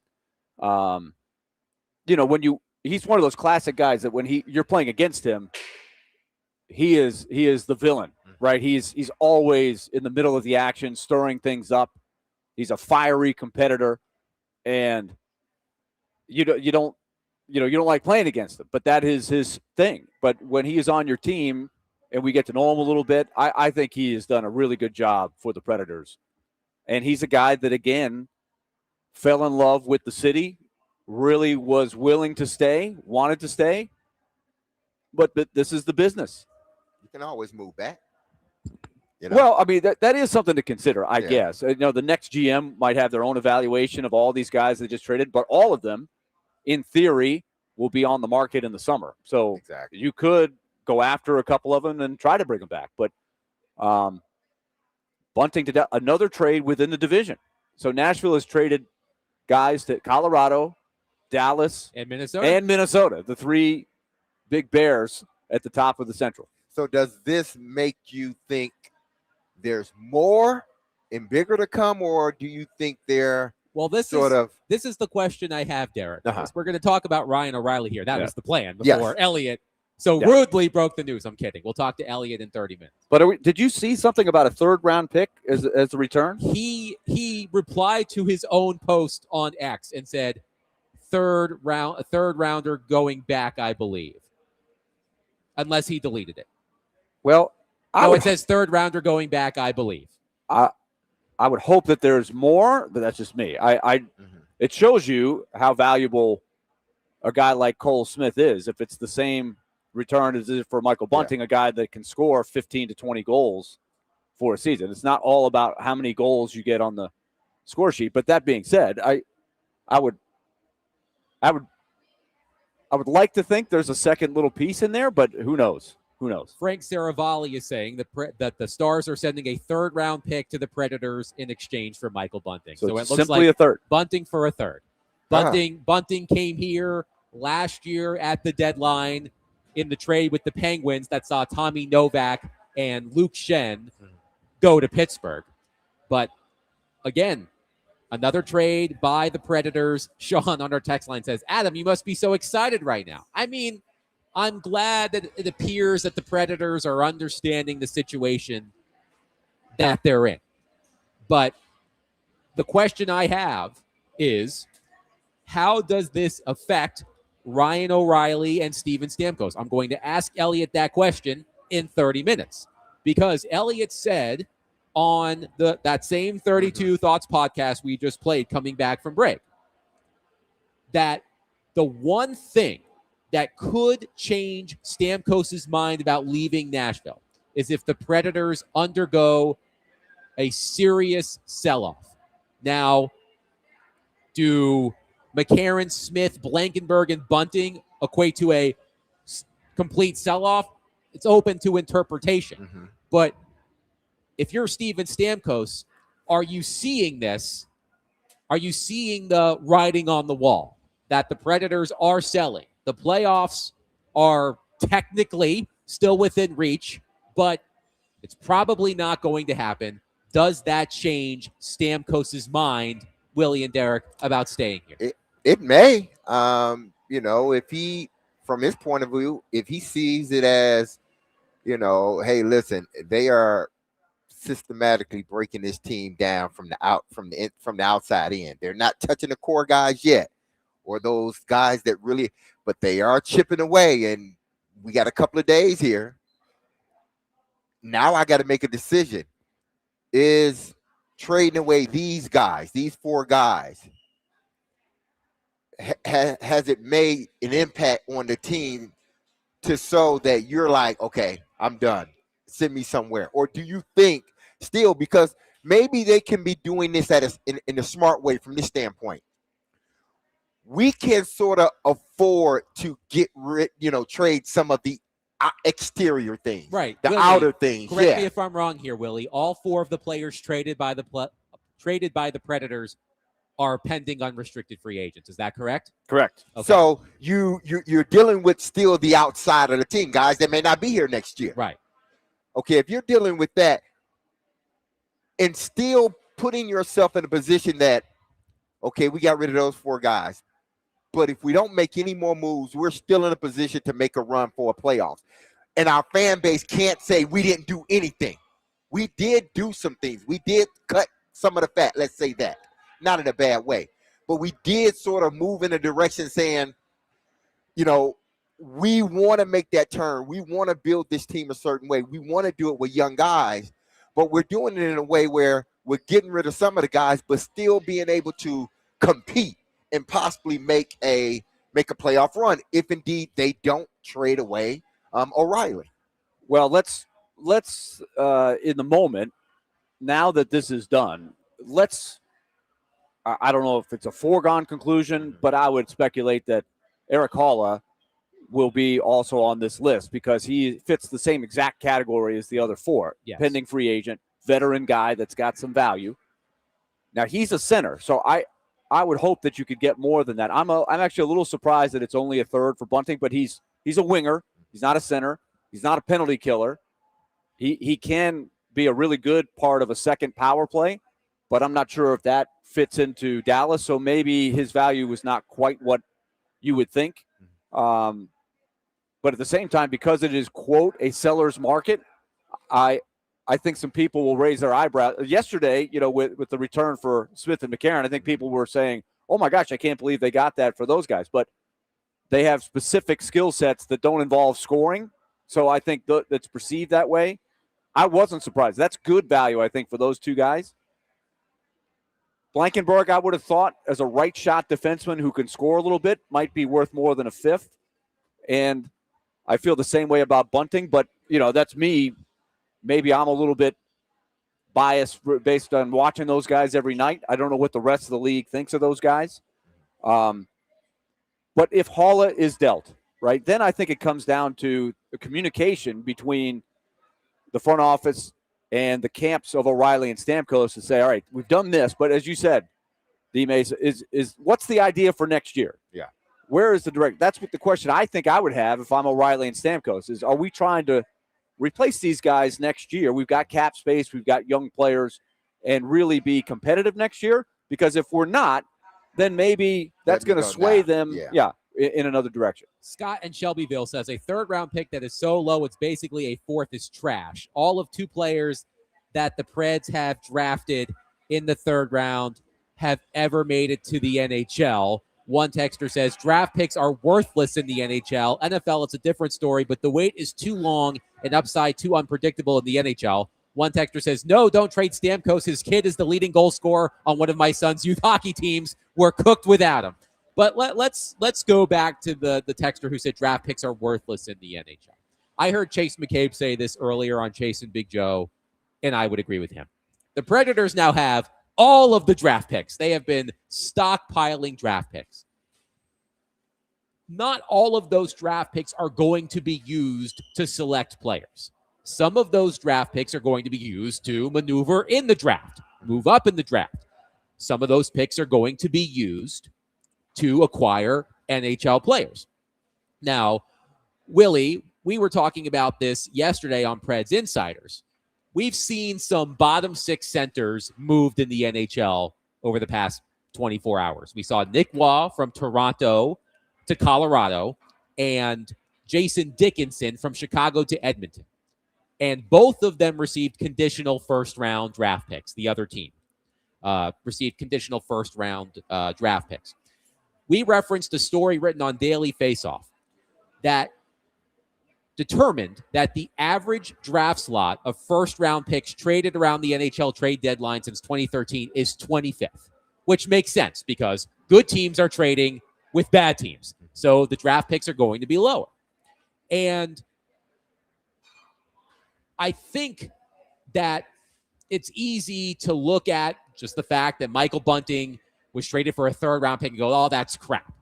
And we'll see what the Predators do with that third-round pick. But I would venture to guess they may not even use that third-round pick. They may trade with another team to move up in the draft. They may use it to acquire an NHL player. So just keep that in mind when the Predators are getting all of these draft picks. They're not going to be using them to select players. Not all of them, I should say. Yeah, I think it is right to say it's not the same thing as a third rounder in an NFL draft because you're drafting an 18-year-old kid. You're not drafting a 22 or 23-year-old kid. So it's vastly different in that respect. But you made a good point, Adam. Having a lot of picks gives you the ability to, if you're in a position down the road to be good and you need to acquire a Michael Bunting or an Eric Halla or a Nick Blankenberg, you can flip the other team a third-round pick. If you've got 3 of them, then it makes it easy to make that deal. If you only have 1 of them and you're low on picks, then it makes it, you might hesitate a little bit. But if you grab all of that, all those assets, it gives you more flexibility. And the odds of a third-round pick becoming a great player for you are very low. But it's the only way you're going to get good players. Drafting players is still the best way. You have to draft well to be good. And the more draft picks you have, the more chance you have. If you have 3 third-round picks and you hit on 1 of the 3, that's a good thing. Yeah. If you only have 1 third-round pick, the chances are very low that person's going to be an impact player. But you see what I'm getting at. Like, the more picks you have, the more chances you have of, if you have 30-something picks, which they have in the next few years, then maybe you get 5 or 6 really good players out of them. That's what you have to hope for. 615-737-1025. Your reaction. The Predators make another trade, reportedly from our friend Elliotte Friedman, who will join us at the top of the hour. Michael Bunting traded to the Dallas Stars for a third-round pick, the 4th player traded by the Predators over the past few days. 615-737-1025. We will get to O'Reilly coming up next and attempt to determine fair value in a trade for O'Reilly. 615-737-1025. Willie Donick, Derek Mason, Adam Vingan, 1025. The Game.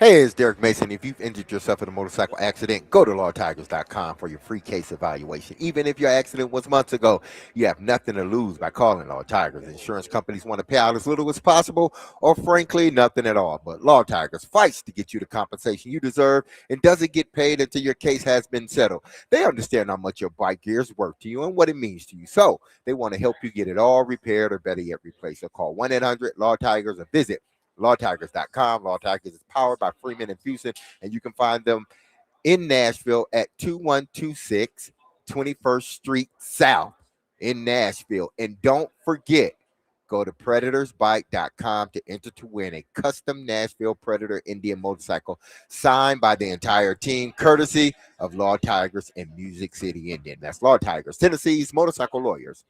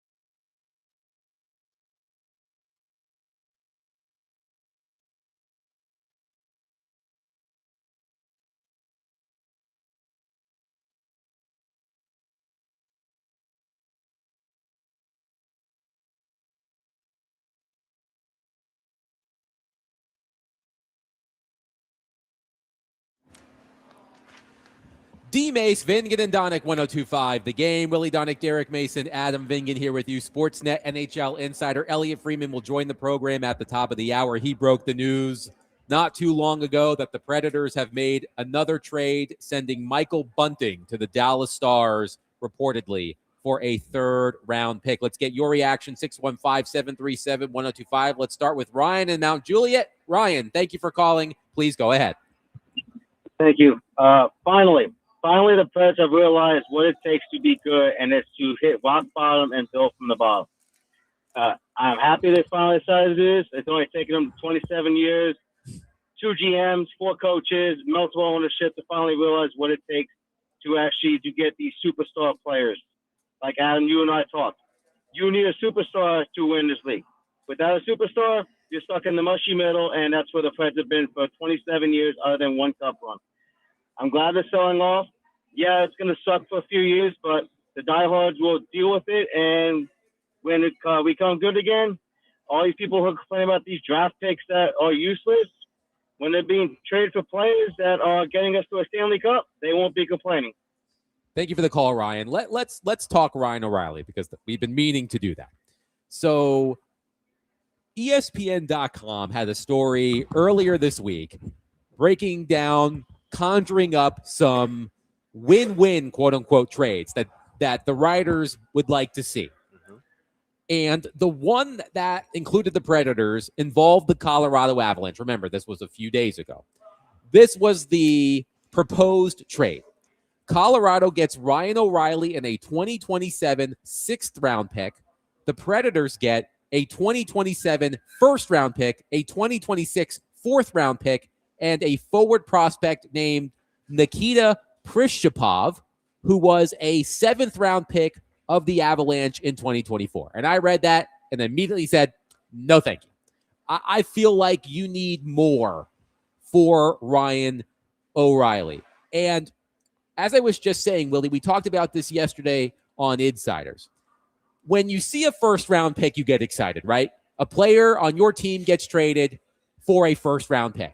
And the idea of a first-round pick is tantalizing. But as I just said, Daily Faceoff found out that the average draft slot of first-round picks traded around the NHL trade deadline since 2013 is 25th. And it doesn't matter what sport you watch, whether it's hockey, baseball, football, basketball, not all first-round picks are created equal. The 4th overall pick, which the Titans have in the NFL draft, is more valuable than the 27th overall pick in the same draft. So I figure that a first-round pick is going to be a part of any Ryan O'Reilly trade if one happens. But Willie, I see a baseline for a Ryan O'Reilly trade as the trade the Avalanche made with the Islanders last season for Brock Nelson. That included a first-round pick and a center prospect named Cal Ritchie, who was Colorado's #1 prospect in the Athletics rankings in August 2024. Now, keep in mind, in that same ranking, the Avalanche ranked 31st out of 32 teams in terms of their prospect system, but the Islanders still received the Avalanche's #1 prospect. To me, that is more important in the return for Ryan O'Reilly than a first-round pick, a team's #1 prospect. And I think when you look at some of the prices teams are paying for centers who are not as good as Ryan O'Reilly, I think that is well within reach if a trade were to happen. There seem to be, if you look at a lot of reporting by the various sources, including Elliotte and the best at their job, there seem to be some reports of people really going hard after guys like O'Reilly and Rob Thomas, Braden Shen, Nazem Kadri, the Trocheck. Vincent Trocheck would be in that case as well. There seem to be several instances where a team said, nope, you're not offering enough. I'm hanging on. So they're really trying to push to get the maximum. And I wouldn't doubt that the Brock Nelson thing is probably the benchmark that everybody's looking for. But I think it's important to always keep in mind, if you're Barry Trotz, and I've said this millions of times before, that you don't have to trade him. There is value in keeping him. So you can hold out for whatever you think is an offer you can't refuse, a boatload. And I would be willing to stand pat if that was the best thing. And I don't know if they've even really gone down this road. I'm sure they have to a degree. I don't think you even have to make an outgoing call. You're going to get incoming calls, whether you like it or not, and people asking about him because he's playing so well. So I think you don't settle for anything less than the absolute best if you're even considering this. One texter says, that caller is crazy. A late first-round pick is not going to get you a superstar. Another texter says there's only 1 or 2, maybe 3 superstars a year. And the first texter is right. More often than not, you are not going to acquire a superstar in the NHL draft with a late first-round pick. There are exceptions. Most recently, Wyatt Johnston in Dallas. I think he has the makings of a star player, no pun intended. He's already a star. Yes. He's a Dallas star, and he's a star. He's a great player. Yes. He is, I don't know if I would say superstar, but he's very close to being a superstar already. And he's 22. So there are exceptions. He was the 22nd or 23rd pick we looked yesterday, right? Around that area in the mid-20s. So there are exceptions. For example, a player that the Predators drafted with a first-round pick acquired at the trade deadline was Tanner Molendyk. Tanner Molendyk was drafted with the pick the Predators got from the Oilers for Matthias Ekholm 3 years ago. And we'll see what Tanner Molendyk could become in the NHL. We don't know yet. But I think what Ryan's point was, Ryan, our caller, was the Predators are trading off veteran players. There could be more. We expect more. And that could mean falling down the standings, putting yourself in the draft lottery. And I know that the draft lottery is a draft lottery. And as the Predators learned last season, you are not guaranteed to pick in the slot you have the best odds to pick at. The Predators fell from 3rd to 5th last year. But you cannot win if you do not play. And that's what Ryan's point was. And I generally agree with that. Yes, the Predators can be bad and never draft the next Connor McDavid or Nathan McKinnon or Connor Bedard or Macklin Celebrini or Matthew Schaefer. But you have to be in that position to get a chance to get those players. The Predators, to their credit, have rarely been in that position, right? Before this past draft with Brady Martin, the last time they were in that position was with Seth Jones 12, 13 years ago. So that was the point the caller was making, and I understand it. But Ryan O'Reilly, as we've talked about, if you don't trade him, they're already likely to slide down. And let's just say conservatively, they win a few games. They play a lot of the kids from Milwaukee that they've wanted to give a shot to, like Reed Schaefer and Fedor Svechkov. You've already seen some, but you're going to see Ryan Ufko tonight, who's the leading scorer for the Milwaukee Admirals. These are guys that you get a good look at to see what you have or what you don't have, right? So that's what it does. And let's say you slide down and you conservatively get the 7th or 8th pick, something like that, right? Maybe it's better, but something like that.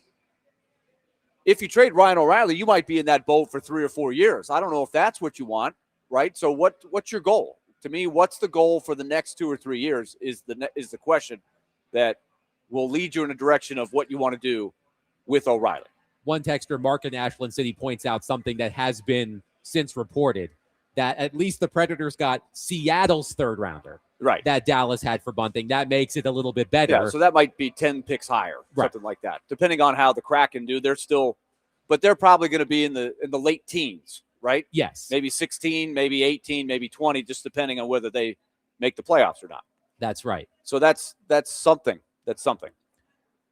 Sean says, who the hell is going to play in tonight's game? Well, that's the question. To be determined. That's to be determined. They've already called up 3 guys. I would imagine Yes. that there will be another, because they've certainly learned from the other day. You've got to be prepared for this. You have to be roster compliant. So there will be probably some more news about who's coming up. But the whole what do you like to say, Adam? Play the kids. Play the kids. The kids are going to play. The kids are going to play. One texter says on Stamkos and O'Reilly, Barry is doing the oldest trick in the book. He doesn't want to do the breakup, so he's making the person want to break up with him. We've all been there. Yes, we've all done it, I'm sure. It's not you, it's me. Yes, I wouldn't go that far. I mean, goodness. I'm not going that far. I think But, it's I a mean, good analogy. I No, like it. but I can see if, Barry didn't, communicate this with everybody. Like everybody knew going in what it was going to take for him to be leaning more toward no than a yes. I'll tell you what I just would rather not see. Uh-huh. Because I do think there's something, and Boston is a good example. Washington is an example. Whenever they've taken a dip, Mm-hmm. they've never lost their expectation to win. If you one of the byproducts of going through the quote full rebuild, Yeah, is that you get into a vortex and it's hard to get out of it. And if we had the bell, maybe you'd ring for vortex. Yeah. Ding. I'll do it myself. But it becomes perpetual. Yeah. You have too many young players. You don't have veterans around them that know how to win, and so you have a losing culture that's hard to get out of. And there's still some teams. Take a look at Anaheim and Utah and teams that have been out of it for a long time. They're still trying to figure out, do they know how to win the big games? And we're getting to the crunch time here. We'll find out if they're ready to start winning. Chicago isn't even at that point yet. They haven't been relevant since 2017 when you get down to it. And they're going on another year. It's going to be, so that's what I would like. That's, to me, the argument to maybe hang on to guys like O'Reilly and Stamkos, because the guys they've traded are replaceable to a degree. Yeah. You can find them. They're not the needle movers. They're good complementary pieces on a good team. But you can find other guys like that. You can't find O'Reilly's. You can't find Stamkos. It's very easy. Right before we have Elliotte Friedman, he just published a story on sportsnet.ca. Here's what he says about the Predators. Quote, Ryan O'Reilly continues to express his desire to stay in Nashville. He has a verbal no move. As of earlier Thursday, it was quiet around Steven Stamkos, although I am terrified of absolute proclamations around this time. I do believe there are serious efforts to find Jonathan Marchessault a new home. End quote. That from Elliotte Friedman, who will join us coming up next. 615-737-1025. Your reaction to the Predators and the NHL trade deadline. Elliotte Friedman joins us in just a few moments. Willie Donick, Derek Mason, Adam Vingan, 1025 The Game.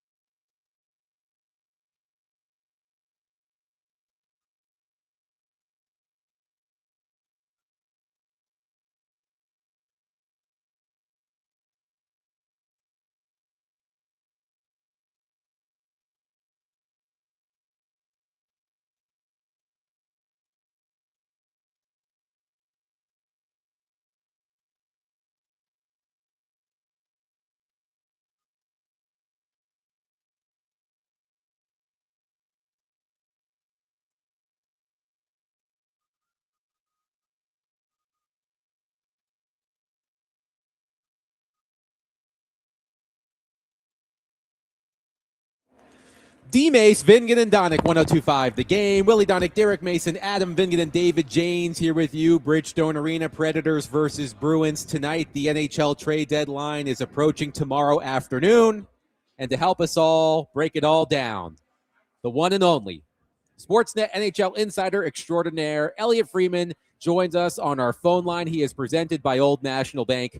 Get Old. Hi, Elliotte. How are you? I'm good, Adam. How are you doing? I'm doing well, thank you. I know you're a busy man. We appreciate the time. So earlier this week on 32 Thoughts, the podcast, you laid out the situation with Steven Stamkos and Ryan O'Reilly. On Stamkos specifically, you said that if the Predators were to undergo a complete sell-off, he would consider waiving his no-movement clause for certain contenders. What have you heard since then, and do you think the fact that the Predators have already made 4 trades, do you think that will compel Stamkos and O'Reilly to consider their options? Okay. Adam, I hate to make bold pronouncements within 24 hours of the trade deadline because I freely admit things can change. On O'Reilly, I am still under the impression he does not want to be traded. The last I heard, that was still the case. And of course, because the team has told him, even though he doesn't have anything written, I mean, everybody in Nashville knows this. I've been told that O'Reilly does not want to be traded. So until someone comes to me and tells me that it's different, I am sticking to that. There's been no lack of interest, but I am under the impression his position is he does not want to be dealt. Stamkos, as you mentioned, I laid it out. I knew I was coming on today. I checked around a couple hours ago, and a couple hours ago I was told that there's nothing there. Again, things can always change, but I actually did homework here, Adam, and that is what I was told in both those cases. I will say this, guys. I will say this. You guys are there. You guys know. I watched that Andrew Burnett postgame after the game in Columbus the other night. Those guys were rattled. Like, you could tell the whole way that played out, those guys were rattled. Elliotte, how would a potential Steven Stamkos deal work? He has an $8 million cap hit. The Predators can retain up to $4 million of that cap hit. Because of the new rules, you can't pull off one of those double salary retention trades right now. Yeah. So considering the reported list of preferred destinations, Tampa Bay, Minnesota, Dallas, those teams are not flush in cap space. So I'm just wondering what that deal would look like if Stamkos were to decide between now and tomorrow afternoon that he would want to go somewhere. It's complicated. I mean, there's no question about that. It's totally complicated. My story that I just put out, the link was broken and now it appears to be fixed. So I just got to put that out there. It's very complicated. There's no question about that. And that's why I think more likely than not, if Stamkos does get moved, it's going to be a summer or off-season deal. It's very hard to do. There's not a lot of teams without cap room. Right now, in most cases, Nashville would have to take a contract back. They would want to be paid for taking that contract back. There's no doubt about it. Like, one of the teams that Pierre reported was Dallas. As long as they have Jason Robertson there and are planning to sign him, there's no way they can add Stamkos' contract there. It just doesn't work. You know, Minnesota, they're in a tight cap spot and they've got to deal with a Quinn Hughes extension, potentially. It makes it very hard for them. So, I think other teams have asked about it. I think that, they want to know would Stamkos expand his horizons, but it's a very complicated deal to pull off in season. Which is why I think if it does happen, it's more likely it happens after the season.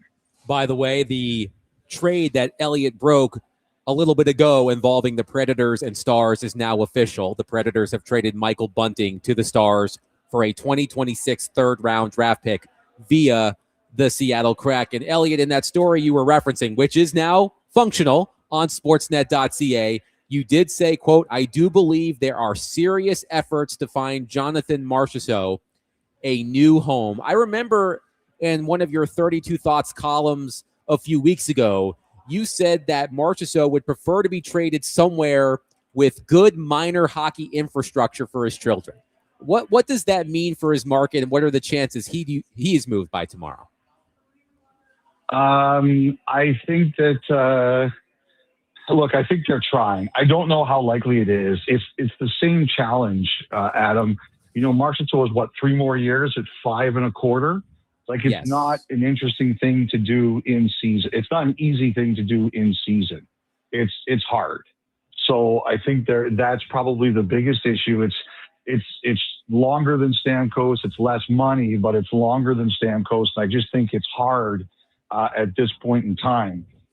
You know, Marchessault, one of the things he's got kids who are very avid players. And, you know, he's not the only NHL player that's ever said this to me. There was another guy, and I won't say who it was, but he told me that as he got older and he started bouncing around the league a little bit, he said that he picked places to go. He had a really good young player, and he would say, like, okay, in some of these non-obvious places, you know, what's your minor hockey like? My son's a good player. He's competitive. Is he going to be able to be in a situation where he can play high-quality games? So that does happen from time to time, but I think it's a really difficult thing to pull off in season. Elliotte Friedman is with us. So, Elliotte, the Predators have now made 4 trades. Yeah. In around the league, it looks pretty much the consensus that it is more or less a seller's market. So based on that, a 3rd rounder for Bunting, a 5th rounder for Blankenberg, a 2nd for McCarron, a 3rd for Cole Smith. How would you say that's fair value for those 4 players, all unrestricted free agents at the end of the year? Yeah, I think so. I think that those are very, like, you know, the one thing right now, Willie, is that there's a lot of teams that are in the playoffs who traded away first-round picks. I think if you look at it this year, I think there are 6 or 7 teams that are in the playoffs right now that don't have a first-rounder. So it's really hard in that particular case to get people to get them, because so many of them are already gone to teams that wouldn't be interested in trading them away because they're using them to rebuild. So that's a challenge. Like a 2nd-round pick for McCarron is very good. A 3rd-round pick for Cole Smith is good. Actually, I like that fit for Vegas. A 3rd-round pick for Bunting is good. I mean, he's been traded at 3 or 4 consecutive trade deadlines now. Like, that's good value. It's a bit of a lottery ticket. Like, the percentages of that player, you know, really being anything massive are not large. But you want lottery picks. The more you have, you want lottery tickets. The more you have, the better you can do. But I think it also is, you know, sending a message about where Nashville is. You know, Barry Trotz has made it very clear to you and everybody else he wants to get younger. And not only is this going to give an opportunity for some other players to finish the year at the NHL level, but it's just going to fill up their organization with prospects that they're going to try. I think it's very reasonable. Like, I think it's been hard on your veteran players. Like I said, like the way that happened the other night, it's not something that anybody wants. But it threw a shockwave through your team. But I think it fits what the plan is for the organization. Would you say, with them all being unrestricted, and they have all, whether on the record, off the record, they have enjoyed their experience, particularly McCarron and Smith, who have been here the longest. Do you think there's any – it doesn't seem like it happens very much in the league, but they will be on the market in the summer. Of course, it'll be a different GM, so he might have a completely different perspective. But could you rule out any maybe one of them ended up coming back on a new contract? I never rule out anybody going back to Nashville. Never. I would never do that. And, I mean, the team would have to want to do it too, right? Like, you know, McCarron is like the guy – like I just heard McCarron and the Predators, there was just a gap in what the two sides were looking for. And, you know, one of the things that's going to be interesting in this league now, Willie, is with the cap going up, it's not just like the guys at the top of the food chain that are affected. Now the $8 million players, they want $10 million. And McCarron's a $1 million player, and he was going to get a raise. But maybe, the Predators probably want him to come in around 2.5, and he might be a $4 million player. And I think all these teams are getting used to this, and all these players are like, hey, there's more money out there now. I want it. And who can blame them? So it's got to go both ways. The Predators got to want to do it too. But, Willie, like I've told you many times, like that you guys are a destination, especially when things are going well. And I never rule out anybody who's played in Nashville wanting to go back. I'm sure that you are focused 99% on the player movement here. Have you picked up any vibes on what we had the question earlier today about, do we have any sense of whether the Predators are leaning towards any type of new general manager? Have you heard anything along those lines? I have heard that you guys have like a ton of requests out there for permission. I don't think there's anything imminent. I really don't. I would be surprised, but this is something I'm going to work. As you said, I'm focused on the deadline, but one of the things as I got back from the Olympics and started calling around, one of the things that people were telling me is you guys have a lot of requests out there to speak to people. And I was told some of them are obvious and some of them are not very obvious. Elliotte Friedman of So Sportsnet. let me just say, Go ahead. I hate you guys. I usually I try to mail it in March, and now I'm going to have to work. Well, we appreciate all of your hard work. Elliotte, if Jason Dickinson and Nick Waugh are worth conditional first-round picks, what does that mean for Erik Haula? Well, I mean, the big challenge is there's a bunch of centers out there. Like, I really like Erik. I'm a big fan, and I love the way he played at the Olympics. Like, you guys know him. His nickname is Hall of Famer, right? And yes, we do. It's because, and I love his confidence. I've always loved his confidence. Like I'll tell you that, there was something funny after they won the bronze medal. He was doing a whole bunch of interviews, and he was only like halfway down the line. And finally, he looks at a bunch of us who are still standing there. He goes, "Guys, I've done 17 of these. I'm going to celebrate." And he just started walking away, and we were all laughing. Like, it was so him. Like, the challenge is that there's guys like Haula, there's Teddy Blueger at Vancouver, who was playing at the Olympics for Latvia. Like, all these players are there, right? They're all there. And the question simply becomes, who do you pick? And I think that he's very much in that Dickinson area, but somebody's got to want to make that deal. I think that's I think the Oilers targeted Dickinson because he's a guy who's satisfied playing like a deeper role, a bottom six role. Edmonton's had trouble with that. He's a really good shutdown player, especially analytically. Like, he was a fit for them. So yes, I do think there's the possibility of Haula getting you a strong rental return, but there's got to be somebody who says, that's my guy. I want to ask you about a couple of other teams, Elliotte. One team in the Central Division, the St. Louis Blues. You reported earlier today that Colton Parayko nixed a trade to the Buffalo Sabres, and there are a ton of Blues players who could be available. Parayko, Robert Thomas, Justin Falk, Jordan Kyrou, Braden Shen, even Jordan Binnington. How much movement do you expect in St. Louis before tomorrow? I think they're definitely trying. Like, the one thing I believe, Adam, is, we know that they talked to Buffalo about Thomas, and we know that they talked to Buffalo about Parayko, and the Parayko was vetoed. And I'm not really exactly sure what happened with Thomas. I just don't think it ever got over the finish line. But some people have told me they've had other deals with some of these players that have either been vetoed or the players have said, look, we're not going there. So I think that that's the challenge, is you've got to do both a trade you like and the player. It's a big hoop. It's two big hoops to jump through. You got to make the trade you like, and the players who have control over all or some situations, they got to be willing to agree. It's not for lack of trying. Like, Adam, they are really out there trying. They want to make changes. It's just a matter of, can they achieve both those things?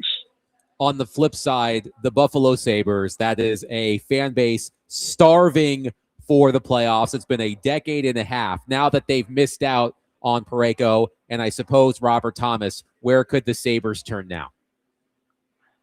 That's a good question. I wondered on the blue line if they will look at an old friend, Rasmus Ristolainen, who plays in Philadelphia.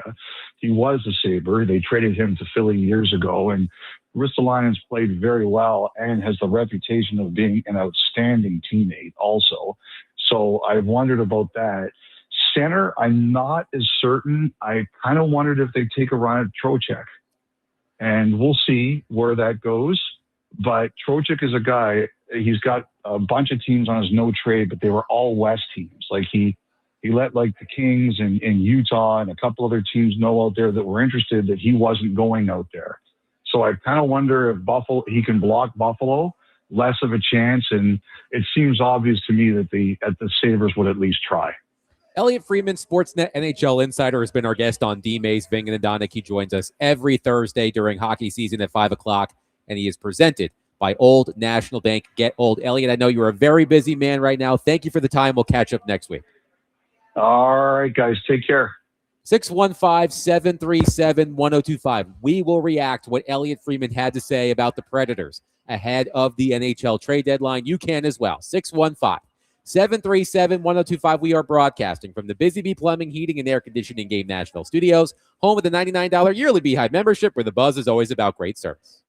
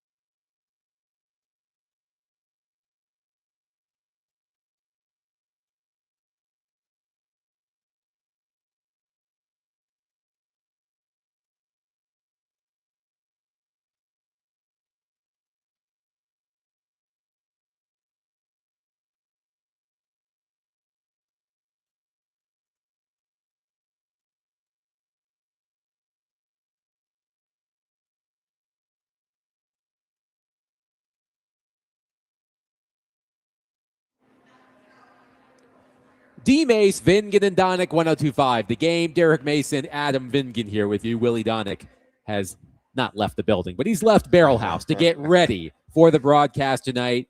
The Predators host the Boston Bruins tonight at 7. Pregame at 6 with Max High Maintenance Hers right here on 102.5 The Game. Max has left his dinner here for like 25 minutes, and I'm like tempted to eat it. Derek thinks it's disgusting Max has left his food unattended. Very disgusting. That is ridiculous. Just leave the food right there? Like, you just don't do that. You don't. You just don't. That's not high maintenance. Not covered. That is definitely not high maintenance. Yes. He's gonna lose. He's gonna lose a couple points there. All right. So he's Max slightly high maintenance hers at this point, but Max will have pregame for you coming up at the top of the hour.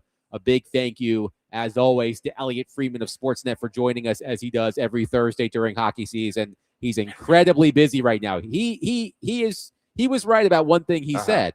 He published a quick story on sportsnet.ca that had so many people clicking on it, the website crashed. That's how important Elliotte Friedman is to hockey fans everywhere on days like today and tomorrow. So we appreciate Elliotte joining us. Okay, let me ask you a question, because Please. I wanted to ask this to Elliotte, but that would have kept him even longer. And this is something that I may ask Barry if we do have him on. By the way, yes, we are scheduled to have Barry Trotz on the program tomorrow. I've been told it should happen sometime within the first hour of the program. So sometime in the 3 p.m. hour tomorrow, we should be joined by Predators GM Barry Trotz. But please, your question. Yes, the question is, haven't we seen this play out before, where they traded guys on the outside? Nito Niederreiter. Yep. Mikael Granlund. Yep. Matthias Ekholm. Tanner Janot. Guys like that. They traded, but they kept the bulk of the core of the team together. Yeah. And they tried to make a run, and it didn't work, which puts us right back in this situation. Name for name, it may not be the same as far as production, but aren't you kind of sort of doing the same thing? If indeed you don't move on O'Reilly, which it may cause a domino effect. Yeah, that's a good way to describe it. I see what you're saying, and to your point, Matthias Ekholm was a top 4 defenseman, and Mikael Granlund was a top 6 player. I think the players who were traded by the Predators 3 years ago at this time were more important, more valuable than the players that have been traded so far by the Predators. Michael McCarron, Cole Smith, Nick Blankenberg, and now Michael Bunting, who was traded to the Dallas Stars for a 3rd-round draft pick. So I get your point. And to Elliott's point, as he said to us and as he wrote on sportsnet.ca, Ryan O'Reilly continues to express zero desire of being traded. We'll see on Steven Stamkos. Elliotte says the Predators are trying to move Jonathan Marchessault, but there are limitations to what the Predators. I think this is what you're getting at. There are limitations to what the Predators can do, because the players who, if they were traded, would truly represent, we are tearing this thing down. They have contractual control over their situations. They have no movement clauses, and how that works is nothing can happen unless they say so. So, for example, I mentioned this with Elliotte Friedman. The Buffalo Sabres had reportedly a deal on the table with the St. Louis Blues for one of the Blues' top defensemen, Colton Parayko. Parayko, an Olympian for Team Canada. He's been on that team for a long, long time. And Colton Parayko has he has a no-trade clause in his contract, which means he cannot be traded without his approval.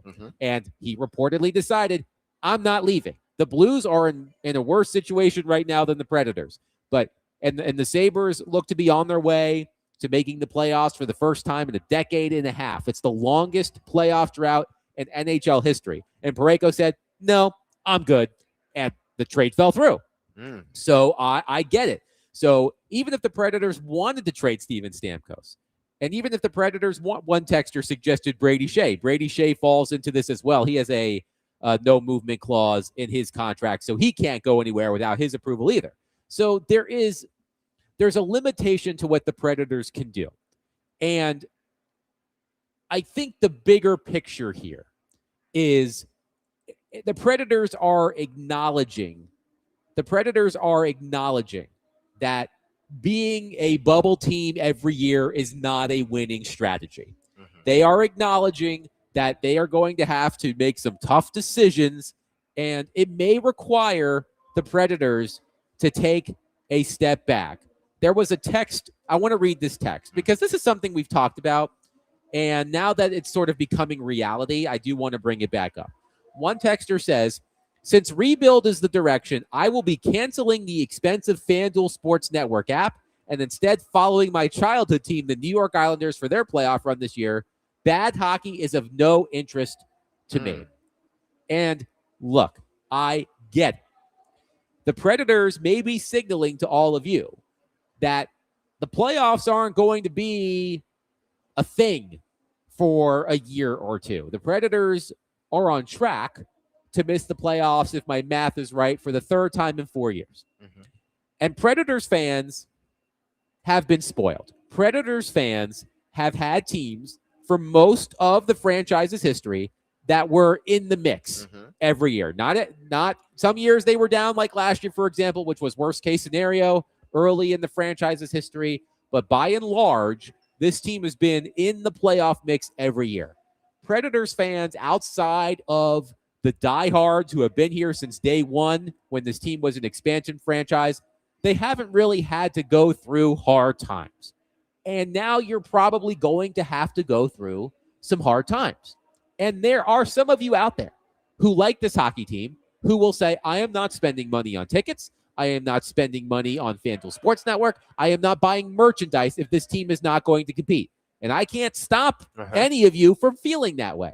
But I've said this before. Derek always likes to make fun of me for saying this. I think a lot of you are mature enough to handle it. No. I do. No. I think the Predators fans, look, things were lean last year. Yes. Attendance was still solid. Fans still came out and cheered for their team. Are there going to be some of you who stop showing up, who stop buying tickets, who stop buying jerseys? Yes, there are going to be some of you. So what you're saying is this. Yes. On top of the 3 seasons they've already had that have been bad, you're asking them to have maybe 2 to 3 more at best? It's possible. So you're talking about now 6 to 10 years of bad hockey. You're asking people, and they're going to be mature? No, they're not going to be mature. Okay, and this is the question I want to ask you because you were talking about these contracts. Yes. And maybe it was a little bit easier to move Matisse Ekholm and those guys. Yes. Is it customary? Because each and every time we talk about the Predators, it's like, if these guys or if this guy, is it customary to have this many guys on no trade moving contracts? Here's the thing. For the longest time, the Predators were one of the few organizations that rarely handed out these clauses. David Boyle was really against them. I believe it was, I want to say it was Roman Josi.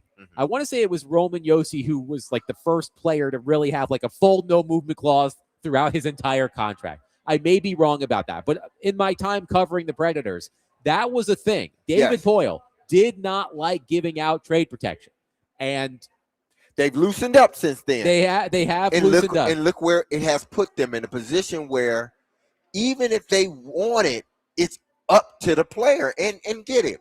I understand when you're an older player, you want to get somewhere and be established, and your family's growing, so you want to. If you love the place, you don't want to leave. I get that part, but you told people not to come here to retire. And it seems like possibly that's what would happen. Even if you wanted to trade them. They're like, I'm good. I stand here. My kids are fine. You know, my wife, she has her group of friends. We have a church, school. We're good. How fair is that to the organization? And get it. I'm pro player. I am definitely pro player. But I'm looking at the other side of it. Now you're in a position where you're treating one guy like he has a no trade clause, and O'Reilly, and he's earned it. And you have 3 or 4 other guys that have no move clauses. Forsberg, Josi, Saros, Stamkos, and look. And one other thing to keep in mind, Derek, is what often happens is as the contract, it becomes a little bit more better to digest for a team. I get it. Well, it's not so much the cap hit, but like what happens oftentimes is the first couple of years of the contract, the player may have full control. Exactly. Then in the third and fourth years of the contract, they have a little less control. And in the fifth and sixth years of the contract, they have even less control than that. Like they still have some say, but it may not be the same clause all the way through. So are their clauses the same all the way through? Now, if it's a of tier thing, then yeah, okay, I can deal with it because you figure the first 3 years of your contract, you don't want to have that possibility of being moved. So UC Soros, for example, has a no movement clause, through the first 6 years of his 8-year contract. In the 7th and 8th years, he has a modified no trade clause, which allows him to say no to 15 teams.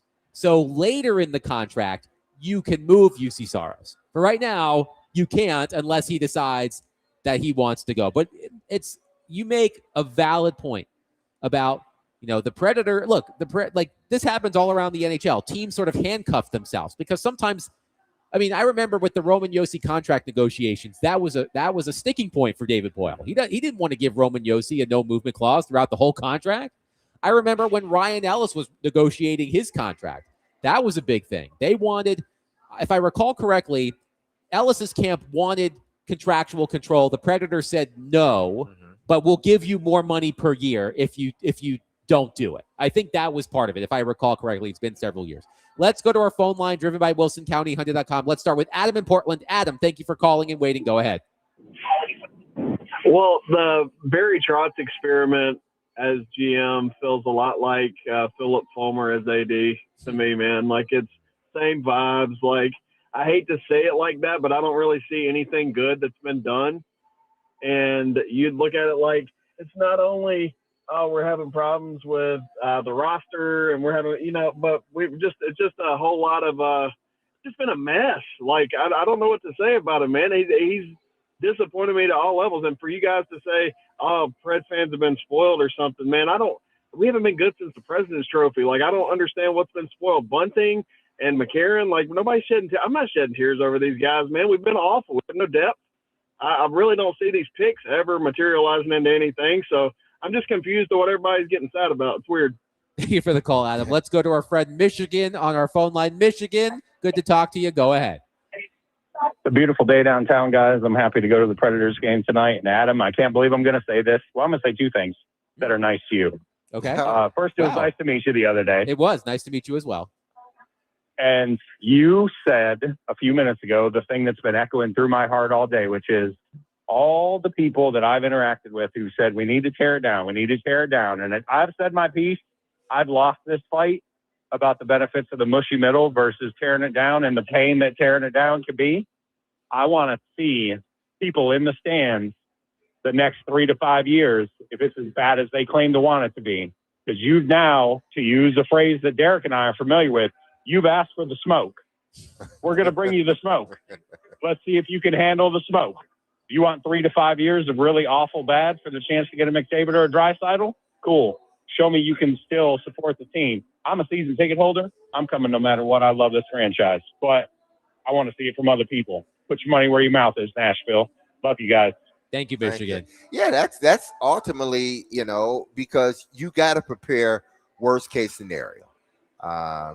With the addition of 3 losing seasons, or none playoff seasons that we've had, you're talking about potentially 3 more or 4 or 5 more. So you're asking your fan base to hold in. And Adam, you said they are a mature fan base. And I'm telling you, I think so. They are not. I'm a fan. And I'm not mature about You heard it sports, first. Derek okay? Mason thinks you're babies. No, we all, yeah. When your team's losing, boy, oh boy, you want change and you want change fast. So, the Titans went through it. Yep. They're going through it right now. And no matter how much you tell them that it's going to be a process, that it takes time, development, draft, development, retain, that takes time. Time fans don't want to hear it. When you step out on that field, you need to be winning. By the way, our friend Gover does remind me that Pecorine had no movement clause in his contract, his 7-year contract he signed in 2012. So point stands, however, that David Boyle rarely gave him out. Special circumstances. Barry Trotz has been a bit more generous with those clauses. 615-737-1025 will continue your reaction to the NHL trade deadline.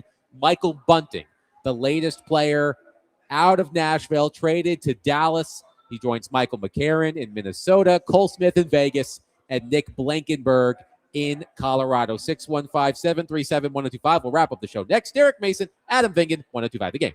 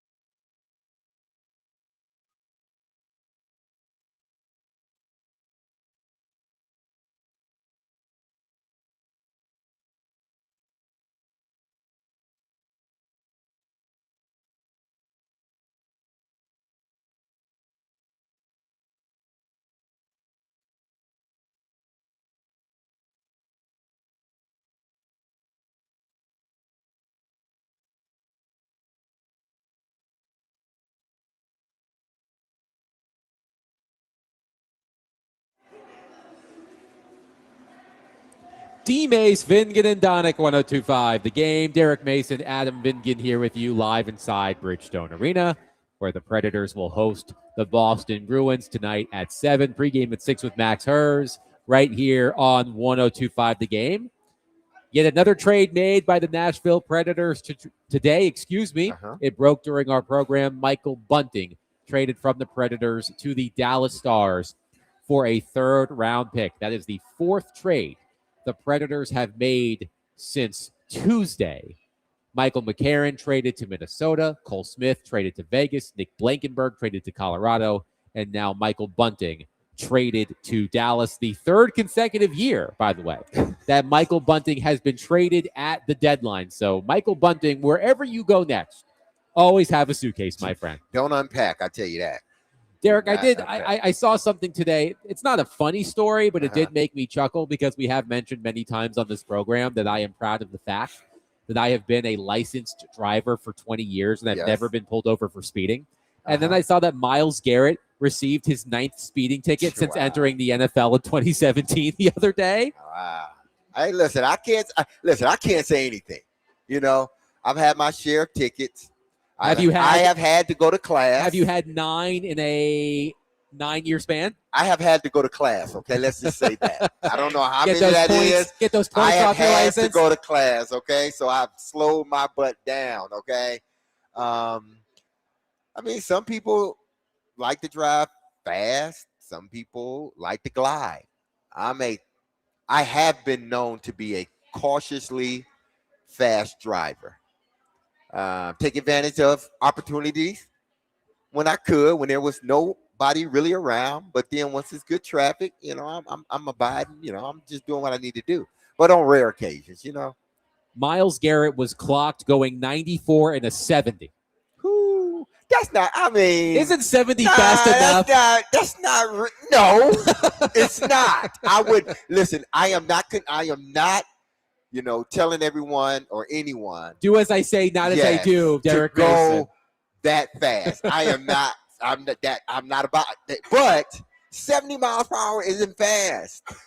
It's not. Also, let's be clear. Yes. For the cars that he has, that's not as fast. As you don't what does he drive? I'm sure he has some fast. He has car. a nice car. If he's being pulled over, of course he does. 70 miles per hour to him is slow. Well, he got pulled over going 94 and a 70. Last August, he was given a ticket. Hopefully it wasn't. I'm sure it was on a highway. It was on the interstate in Northeast Ohio. Even though, I mean, it's bad that he was speeding, but it was on the highway, and I'm sure. Last August, he was given a ticket for speeding in a Cleveland suburb after he was clocked going 160. See now, that right there, in a 60. That right there is reckless. That is extremely reckless. You need to get arrested and taken to jail when if it's 60 and you're doing 120 in a residential area. Like, man, dude, where are you trying to go? One texter says 9 or speeding tickets. The engine. That's all. 9 speeding tickets in 9 years. I wouldn't have a license. I think that goes for a lot of us who aren't the best defensive player in the NFL. But no, because you go to class. I mean, they don't want to unless you just if they've been speeding tickets, then you get up so many points, and then they make you go to class, reduce some of the points. Just don't have like year after year of multiple tickets. You can't have that. You can skip some years. Come on. Well, yeah, I'll have to see where how spaced out they've been. But 9 speeding tickets since entering the NFL for Myles Garrett.